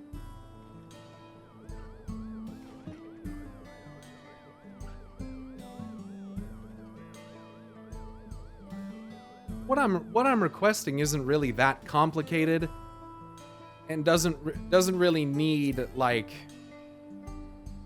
I'm not really asking for that much. Like, I'm not saying, like, I'm not disregarding S ranks. Yeah, basically what I'm asking is I'm asking for them to put a feature that WoW has, which is really good for the game. Like, WoW has treasures hidden all over the map. All over the map. Pets, little transmog items, flavor text items, all sorts of stuff. And that's what I want. Because it makes me engage with the world around me more. and it has me just kind of moving through the zone less.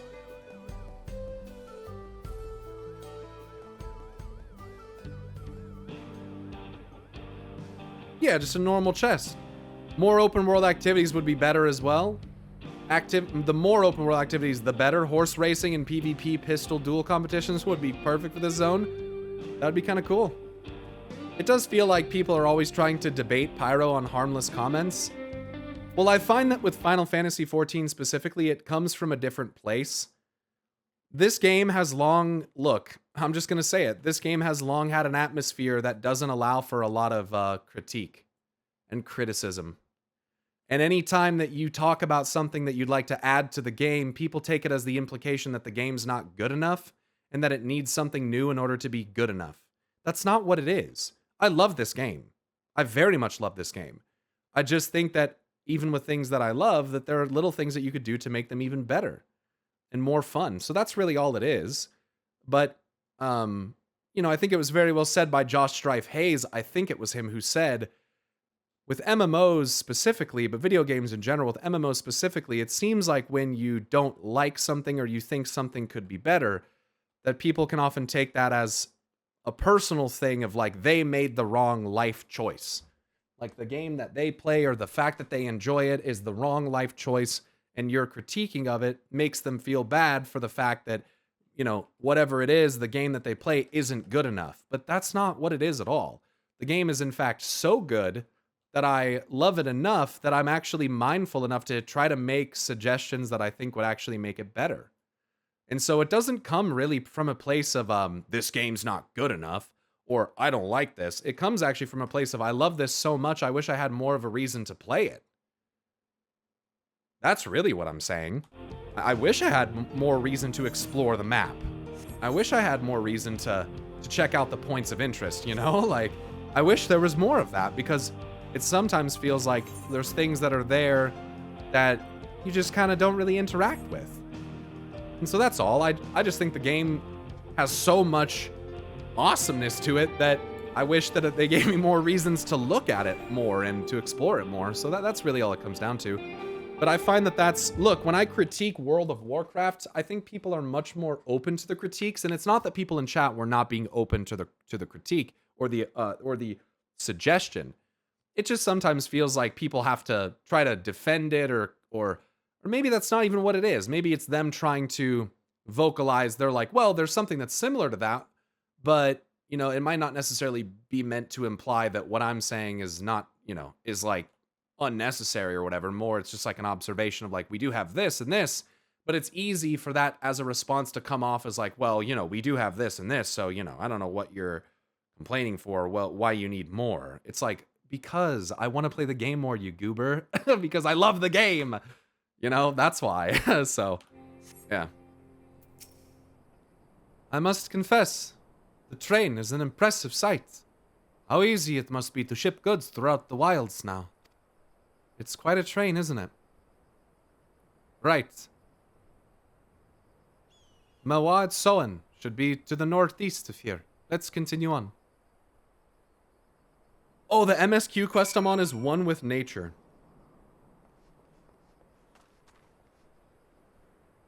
Bro, is that the FF6 ghost train, bro?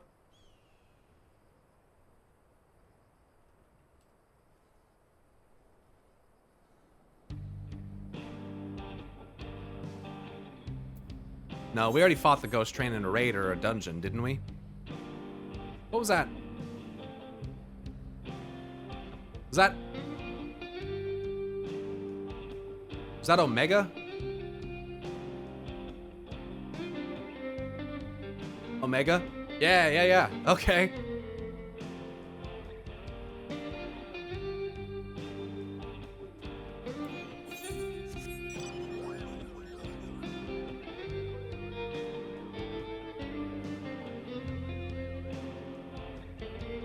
Big barrels. Some alcohol in there.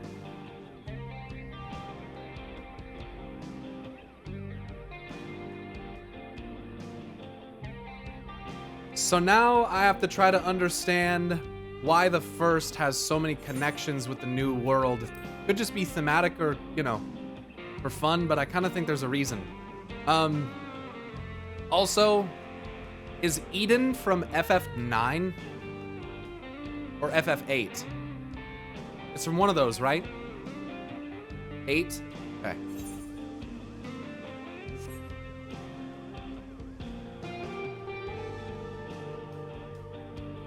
FF8.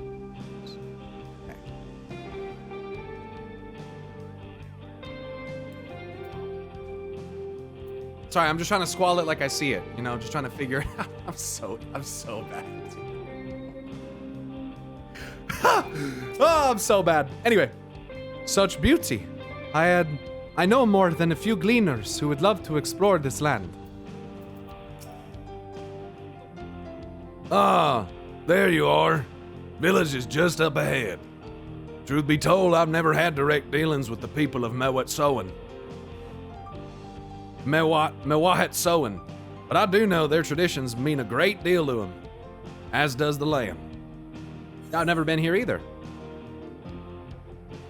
I wonder if I looked at the map of the first, would I learn any more about the peoples here? They have cattails, but they're already cats. It's funny how the first resembles Eorzea specifically, but as a parent ties to Tural on a deeper level. Yeah. Well, the first resembles Eorzea because the land that we visit in the first literally is Eorzea, and it's the only area that's left. So when you have to remember that technically the first had a new world too, like Tural.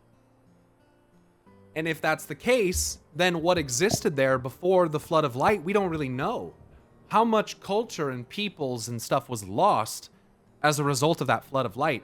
Because by the time we got there, we were in such a small area, right at the heart of the world.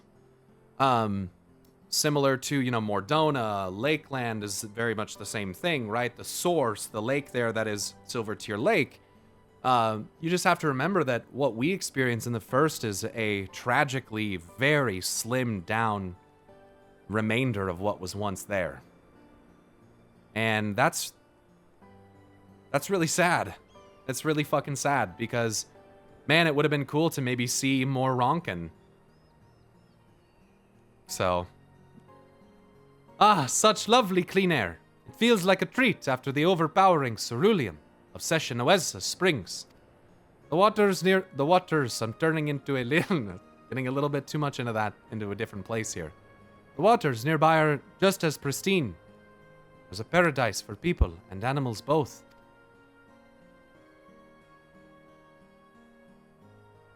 I'm glad you appreciate the blessings of nature, as we do. Who the fuck is that? Oh shit! Is this Y'shtola's parents? Watto, greetings travelers, and welcome. I am Watto, chief of the Mewahed Soen, and this is my son, Shepetto. Are you fucking kidding me? Is he gonna whittle me a fucking doll? Is he gonna fucking... You start puppeteering some shit? Nice to meet you, Shepetto. Sorry, I shouldn't make fun of his name. It just reminds me of Geppetto. What the matter with you? Pleasure to meet you. Hello, I thought you were... Never mind. I thank you for the warm welcome, and apologize for our sudden intrusion. I'm Walika, Station Master of Shaktaral Raylin. The recent earthquake has damaged our rails. We require timber to make repairs. This here's Pyro and Aaronville, who have volunteered to assist us with the restoration effort. What's up? You've got a most curious air about you, of oil and seed.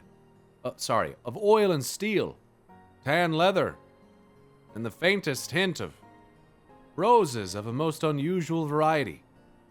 I gather you're not from these lands. Yeah, well, let me tell you something. The reason I smell like oil is because this Hildebrand motherfucker had me processing and helping him make oil for the last like 12 months of my life. Okay, first of all, that's why. Second of all, the reason I smell of steel is because I've spent innumerable hours in battle, specifically against the steel legions of the Garleans, okay? Tan leather. That one's a little personal, but I've spent a lot of time in the sun. We'll leave it at that. And lastly, the faintest hint of roses. First off, those aren't roses. Those are ancient flowers known as the Elpis flower. And you, sir, better not know anything about that, or I'm gonna have a real fucking hard time. I gather you're not from these lands. That is correct. But I'm here now. A little more succinct than what I said, but okay, fair enough. I'm a traveler of the star.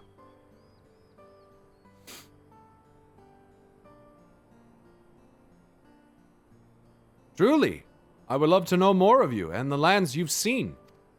Sure you would. I'll share them with you. There's dragons. Can you believe that shit? I'm told your people hold the traditions in the highest. Yet I gather you're curious about those of others as well. But of course, nature is boundless, as is our love for her lands and her children. The Hetso, in particular, have done much to guide our way of life. Where to hunt, to gather, to lay our heads. The Hetso teach us all these things and more.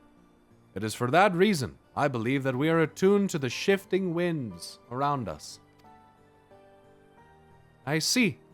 That word, Hetso, it means leader of souls in the Hetsaro tongue, does it not? Leader of souls. It does. There are many creatures revered as Hetso among the Hetsaro. Here we look to the Ranik for guidance. However, as you may have gleaned from our use of Etherites, while we are committed to our traditions, this does not mean we reject all outside influences. What they say to you is different based on race and starting city? Oh. Makes sense. Lim Lane, Elizin, Limsa Laminsa. That said, there are certain things that give us pause.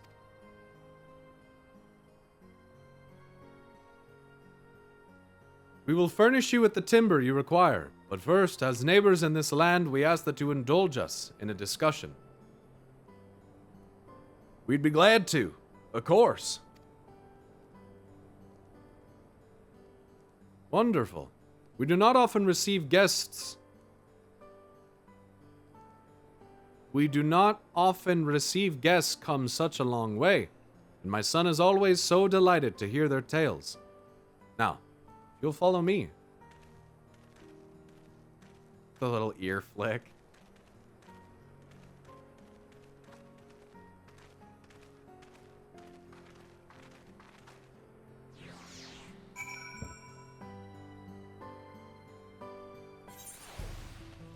Mawat son.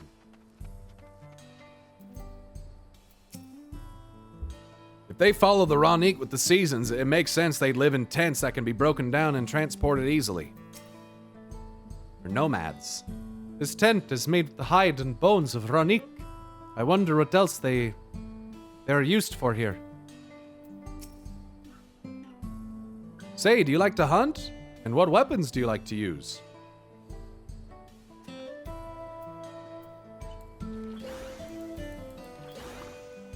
Paint! I know, it doesn't make any fucking sense.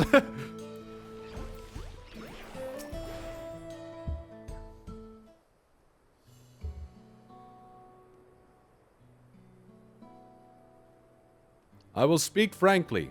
We fear the winds of change will soon bring misfortune to the land. The Ranik have made the potential for danger plain. As you may have heard, their temperament has become erratic of late.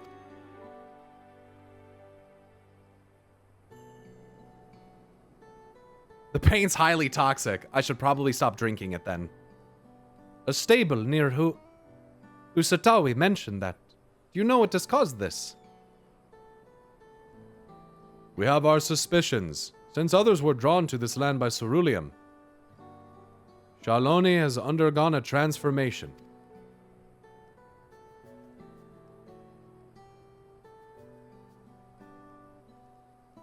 And the railroads are part of that. As strong and resilient as they may seem, Ronik are sensitive creatures. The roar of the train as it thunders through the plains may well cause them distress. As my father said, we don't necessarily reject outside influences or innovations, but in this we can't help but worry. Understandably. I thank you for being forthright. This matter concerns not only the Het Sorrow, but all of Shaloni. Perhaps we should bring it to the attention of Valcona. Valcona, you say? We know him only through rumors, but he is apparently, how shall I put this? Hard-headed and aloof. He values technological advancement and efficiency to the detriment of all else. Mind your tongue, Shepero. It's quite alright. I know Kona personally. I think he'd understand where you come from. Heh. Well, there is a grain of truth to the rumors. He is not nearly as bad as they make him out to be.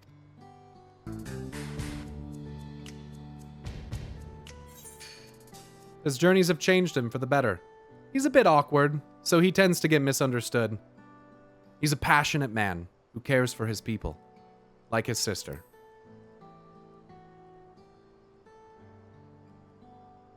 Is that so? That is certainly a side of him we weren't aware of. Balago, thank you very much for the Prime Gaming sub. Appreciate that. Tony Tone, thanks again for the 22, brother. Pyro fought beside Valcona in the right of succession. I'd take her word over rumors. You took part in the right of succession? You're that close to the Dawn Servants? I was grateful for any help, but had no idea I'd recruited a bona fide hero. I like how I'm a hero. I'm becoming a hero for different reasons over here. I think it's cool that we're not just known for what we did in Eorze and it's some world-renowned shit all the time. I think it's cool how you seem to become more meaningful to the people here from different things. I think that's really cool. How like your affiliation with the Dawn Servant stuff like really puts you in a place of position of like respect and admiration to people. And I think it's like just a cool kind of like different take on the Warrior of Light, because not that we're not doing anything, but we're being given credit for being associated with people in this land that are notable, remarkable figures that are you know, for some people they're idols, right? So I think it's kind of cool that the Warrior of Light gets to help bring those people to a greater level themselves, while also being recognized not for being the Warrior of Light, but because they are helping and being a part of what the native people are doing. I just think that's really cool. I think it's a nice touch. But yeah, the succession of Dawn Servants filled us with an uncertainty for the future, but there is clearly much we do not know. On this particular occasion, the winds of change are not meant to be feared. No, we must open our hearts and minds so that we might see Valcona for who he truly is. You think he might visit someday? Just as his father offered us guidance, I'm hopeful that he will do the same.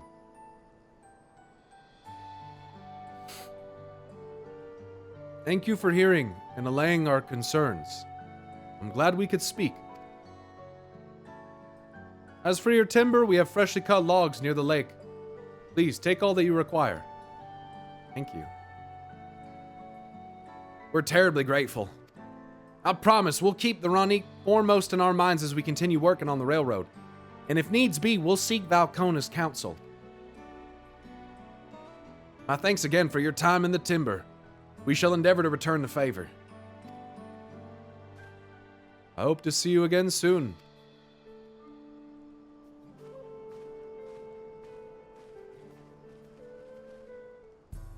I like those two a lot. I like these characters.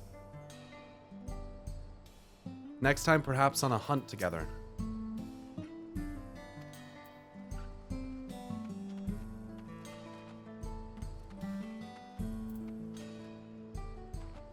Do they even mention the final days and blasphemies in Thural? Seems like they lucked out. Well, so far, no. They talk about a meteor shower, and there is potentially an ancient civilization that put themselves into a digital city afterlife so that perhaps they could avoid the final days, or something like that. I'm not really sure. Or maybe descendants of. It's said in the final days for the ancients that there were peoples across the oceans that that they had heard ill tidings from, but we never hear of who those people are or what happened to them. We don't really know if they're ancients. We don't know if they're a different branch of ancients. And so I wouldn't exclude Turialal or Yaktaral, the new world over here, as being didn't have the final days, but maybe it manifested in a different kind of way. I know that the final days was occurring in specific places where the ether of the world had begun to stagnate.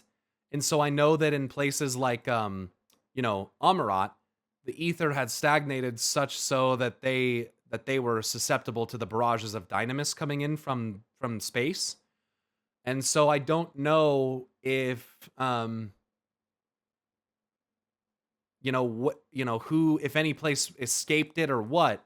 But I'm pretty sure before the final days even started happening, it was from like faraway lands across the ocean that they had heard about it before it started happening where they were. So if it has happened here, I haven't come across it yet, I don't think. But I'm liking the idea that this ancient civilization put themselves into a place where the dynamis wouldn't affect them. And I don't know if that's really such a good thing, because usually when you digitize yourself, as if I learned anything from the Omicron, it's that mechanization and digitalization is kind of a sacrifice. And I know that oftentimes in order to exist in realities beyond your home one, that you often will have to sacrifice something. So oftentimes what will happen is there'll be a trade-off in fantasy where like you either have to give away like a loved one, you have to give up your past, you have to give up your memories, you have to give up like the Kyrian in World of Warcraft are very much like that, where in order to take up the eternal charge and live in peace and in Bastion forever, you have to sacrifice your memories, right? So I think that when I think about if the final days began to occur over here, and I mean, fuck, look at this giant fracture in the fucking ground. They also have tales that are reminiscent of what sounds like a Zodiac Hydaelyn Sundering story. You know, I feel like it must have happened over here, but maybe it happened in a different way.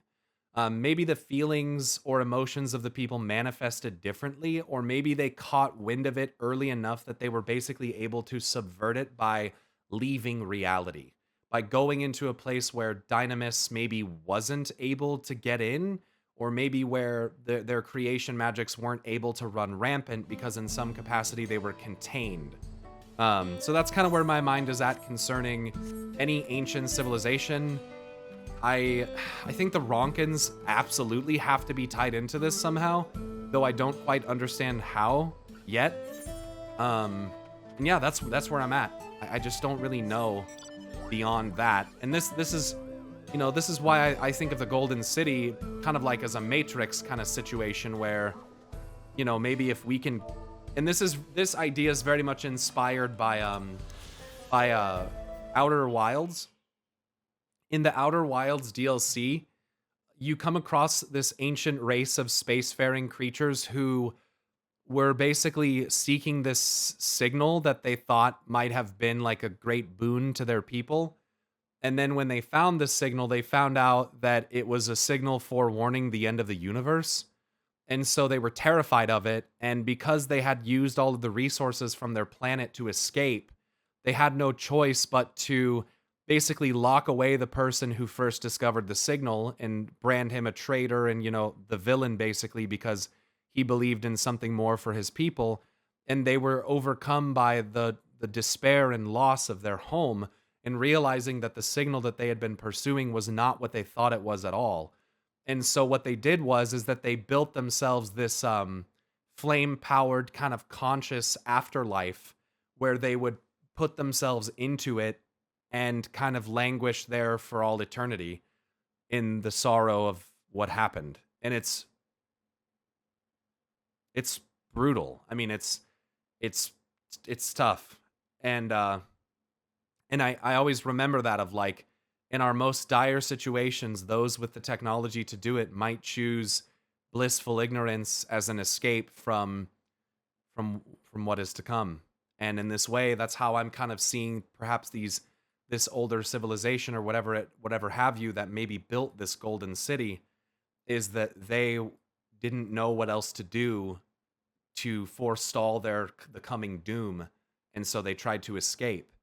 And maybe that escape was going to a different world or putting themselves into a digital world from which perhaps they couldn't ever escape, sealing themselves away forever. And what happened in Outer Wilds is that they had their bodies, they had these lanterns, and they would go to sleep around this thing. Dreams, it's a dream, it's all a dream. And so they'd go to sleep around this thing, and then their consciousness would be projected into this dream world that they made. And the sad part is that when the flood came, inevitably, as it would, their bodies were all killed and drowned, and their flames that kept them tethered to this dream were all extinguished. Which was this inevitable, tragedy that was going to happen. But it basically shows you that what they did to escape was put themselves into a dream that ended up becoming a form of prison, and they could never really get out of it because their bodies died. So there was no going back. And that's tough. It really hit me, dude. The end of that game, the end of the DLC is absolutely fucking phenomenal. Like, the ending that you get, I can't even say what it is in case people ever want to play it, but like, it's very good. The game, that whole game is incredible. Yeah. So, Mewahet Soen. This village is home to a family of Hetsaro who have taken the Ranik as their guiding animal. As the name implies, the land where the Hetsaro graze is a nomadic settlement. The tent struck and pitched over and over as they follow the seasonal migration of the Ranik. The migration of the buffaloes. It sounds depressing. It is, but it hits you in the heart, and the music is so good. Condensing and solving the great Western expansion of America into a single conversation that implies, look what you could have accomplished if you just talked it out. Didn't really resonate with me.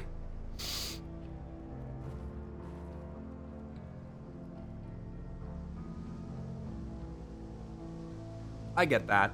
I really appreciate your theories. You and Jesse Cox have come up with some really great stuff. So many other streamers mostly just stick to the surface level. Well, I think a lot of that has to do with confidence, you know? I took notes for 800 hours of gameplay. That's not a normal thing to do. So I think I probably remember more of this game's lore than the average streamer does. And I think it probably makes it kind of difficult for someone to like confidently theorize or really talk about themes of the game if they weren't really like as much into it. And that's not a jab, it's not meant to be a dig. People just play games for different reasons. So it's much easier for me and someone like Jesse Cox, who has the mind of speculation and theory crafting, to really do that.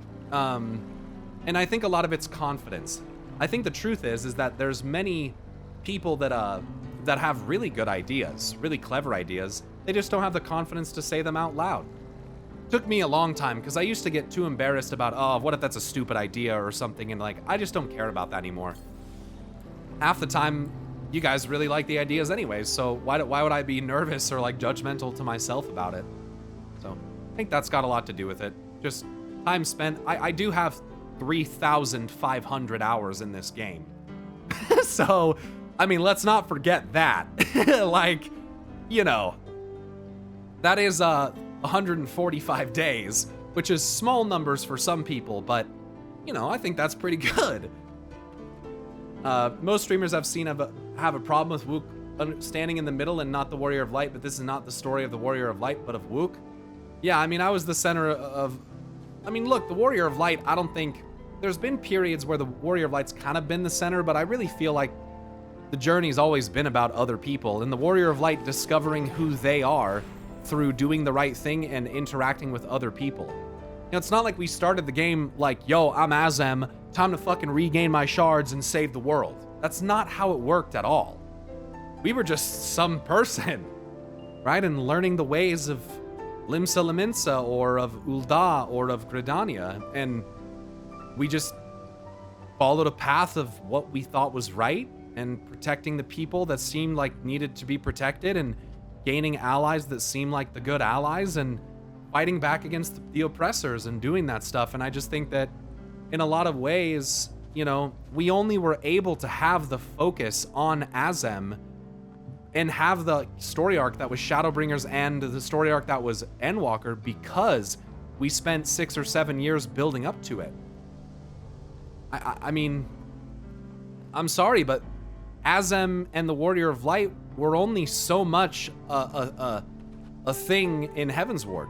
It was only so much a thing in Stormblood. And as we got more and more hints, it built upon itself very nicely and in a meaningful way that resulted in something where we could have a big character-focused story arc towards the end. But what I want people to always remember is that we will find our way back there. Sometimes it's good to reset and focus on other people who need the help, to help the people and do the right thing because it's what we believe we should be doing, to fight back against the oppressors and to try to save a land from destruction. Because that's where we found ourselves. We didn't come here for that. We didn't come here for this, for all these things that have happened, but we do it because that's what Azem does. And you can rest assured that just the same way it happened before, that Azem will become another main thing, that our shards will be relevant, that the cosmological story happening on that level will be relevant. It just takes time. Right now, I think we're back more in a state of when we first started, a realm reborn. While we have a station this time, people know who we are, and that's great. We're back in a state where we as players can kind of get through that re-exploration. We can kind of be on the side again for a bit as we build a new cast, as we learn about new players. And let's be honest, man, I couldn't fucking stand Minfilia. There, I said it. So for some people, Wook Lamont is their new character that they can't stand. It may be Minfilia. You know, not everyone's gonna like every character. And that's the way that it goes. It's just the way that it goes. Urianger resonates more with me than other people for a very specific reason. Right? So, a couple very specific reasons. And so, I just want to say that, like, you know, it doesn't excuse the critique or whatever, and it doesn't invalidate the critique of people about Wook Lamont. It's not to say that, oh, you just don't like her and that's okay. Like, there are valid criticisms out there. But what I'm trying to say, I guess, is that don't let that overshadow the fact that at the end of the day, this game will return to being about the Warrior of Light, about the world of Hydaelyn, about the shards, about all of those things. And that we have to have periods of intermission, because if we don't, then we end up in a situation like World of Warcraft, where we are constantly stepping up and stepping up and stepping up over and over again to the point where there's no end of it. There's no end. There's no reset. There's no period where we have to go back through some of those growing pains. And I think that that's one of the big issues with Dawntrail that people have, is that we're not just exponentially scaling like we used to. And I think it's a trend that MMOs have done for a long time now, that games have often done for a long time now, media in general, where there's always a bigger bad, there's always a bigger bad, there's always a bigger bad. And you need to have resets. You gotta have periods where, like, you can breathe from that, because it becomes overwhelming. And you just find yourself constantly trying to one-up yourself over and over. And then you find that you're writing yourself into a corner, and then you have to start inventing new characters that didn't make any sense, like the first ones, you know? So anyway, that's all I've got to say about that. We have to carry all of this back to the station. We're moving more than enough timber to fix the ties. Now we need to transport it to the station, which will be a bit more involved than I thought. I didn't expect we'd be given so much.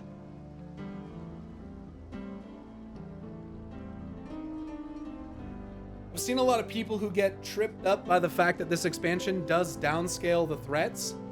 A lot of, I killed Medion. Why does this game not allow me to one-shot Bakul Jaja or Zoral Ja right now?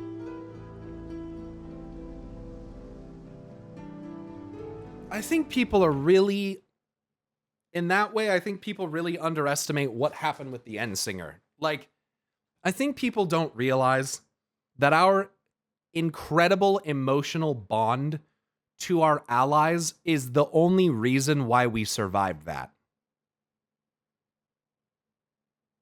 We are not God, which I think some people think we are, but we're not. We needed 7 other people, and Emmett and Hythlodaeus showed up. And we were, frankly, in a realm that we were able to use to leverage our incredible emotional bond to our characters. Like, what people have to realize is that what happened in Ultimate Duel is an exceptional situation. Like, literally, they all sacrificed themselves, and the emotional trauma that we carried with us, and the deep sorrow and loss of our allies, and the aspiring hope that somehow, some way they would come back, literally rebirth them through the power of emotion. Do you realize how insane that is? Like, that's a tremendously exceptional situation. So I really think that people have to like understand the nuance of those moments, because the meaningfulness of it is lost on you if you can't recognize like it was through 6 years of bonding and strife and turmoil and having each other's backs that got us there, you know? And I want you guys to remember that this is something that while the ancients had to a degree, they sucked at. The ancients were not in touch enough with their emotions. They were not open enough with one another. They were too etherically dense, literally, to have the emotional capacity that we do. They were so arrogant, blinded by their perfection of form as they saw it, that what you must realize is that, like, we are better than the ancients in so many ways. The only ways in which that we're lesser is that we're not as etherically dense, and perhaps we don't hold the same power of creation that they did.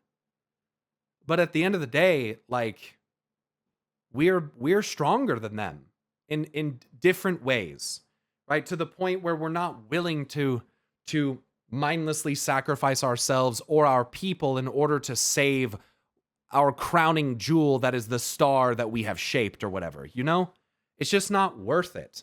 We recognize that the myriad lives and cultures and perspectives that were born from that absolutely catastrophic situation are beautiful and worth preserving. And if they weren't, then this all would have been done and dusted a long time ago. The ancients would have won, and our world would have been thrown into a state of suffering just like all the others. And so to talk about one-shotting Bakul Jaja or Zoral Ja, there's also one other factor that's just very obvious. This is a video game. And at the end of the day, we can't just become the most powerful person and then just start blindly trouncing everybody. That's boring as fuck. And I think some people are so like hero trope brained, red pilled or whatever, that they just want to be that. This overpowered reckoning that just walks across the land and shreds whatever gets in its way. And to me, that's not what the Warrior of Light is. That's not what the Warrior of Light is. Exactly, No Guard Knight. It's weird to be going around imposing our will on everything, which is specifically not what Hydaelyn and the 12 were about. And think about it. I feel like Derek, Oshan really drives this home yet again. The traveler of the world, learn the plights of the people. Even Derek was like, I prefer solitude generally, but honestly, the more I've spent around you and people, the more that I'm enjoying it. I still like my quiet time and stuff, but like even Oshan was a wanderer. Walk amongst the people. Don't go and just show up and tell them exactly what to do or how to fix their problem. It's about self-discovery. It's about, and that's what the 12 was all about, was that through discovering our own faith and understanding the function of our faith and how Dynamis affects things as well, we came to understand that the 12 were the very same concept of non-intervention, right? Faith and hope kind of guiding the progression of people without coming down and changing it and just making it right. And I feel like in this way here in Tyrol, we kind of get to be a little bit of an Oshan, where we show up and we're not necessarily here to be like, yeah, I'm the fucking warrior of light and I'm here to tell you how to save your people. We're like, hey, what's going on? I was drawn here by this thing. It's nice to meet you and to just witness your people and to see what's going on here. And like, kind of, we're more like an Oshan in that we're the traveler, we're the wanderer who came here and now is seeing other people who, in the other instance, in the case of Oshan and us, it was us discovering who they are. And I just think that's beautiful. Like, that's what Azem is walking among the people and learning the ways of the world and how many different ways of the world there are, and recognizing that they're all beautiful and valuable in their own way. And yeah, I think that's that's how I see it in many ways. Like, we are a reflection of Azem in so many ways that even entities that I believe, though Azema is a thing, I get that, very inspired by Azem, like Oshan undeniably is, I just feel like I see a pattern there, right? I see Vana, I see Ardbert, I see Oshan, I see us, and I see a pattern among those people. And I think that it's a pattern of virtue that is not blinded by arrogance and pride. And it is a pattern of discovery that is not blinded by rejection and fear of the unknown. It is acceptance for all kinds of people, especially given the fact that it took a long time for us to even come to realize who we were, which I think is so important, recognizing our journey of self-discovery. How long did it take us to realize who the fuck we were? You know? How long did that take, right? And so I don't know. I think it all comes together for like a really beautiful, colorful tapestry of storytelling and intermingling of cultures and wandering the world, and I love that. I love that. I think that's awesome. So, man, you're good at what you do. Has anyone ever told you that? Yeah, just this morning, someone told me that, and yeah, I appreciate that.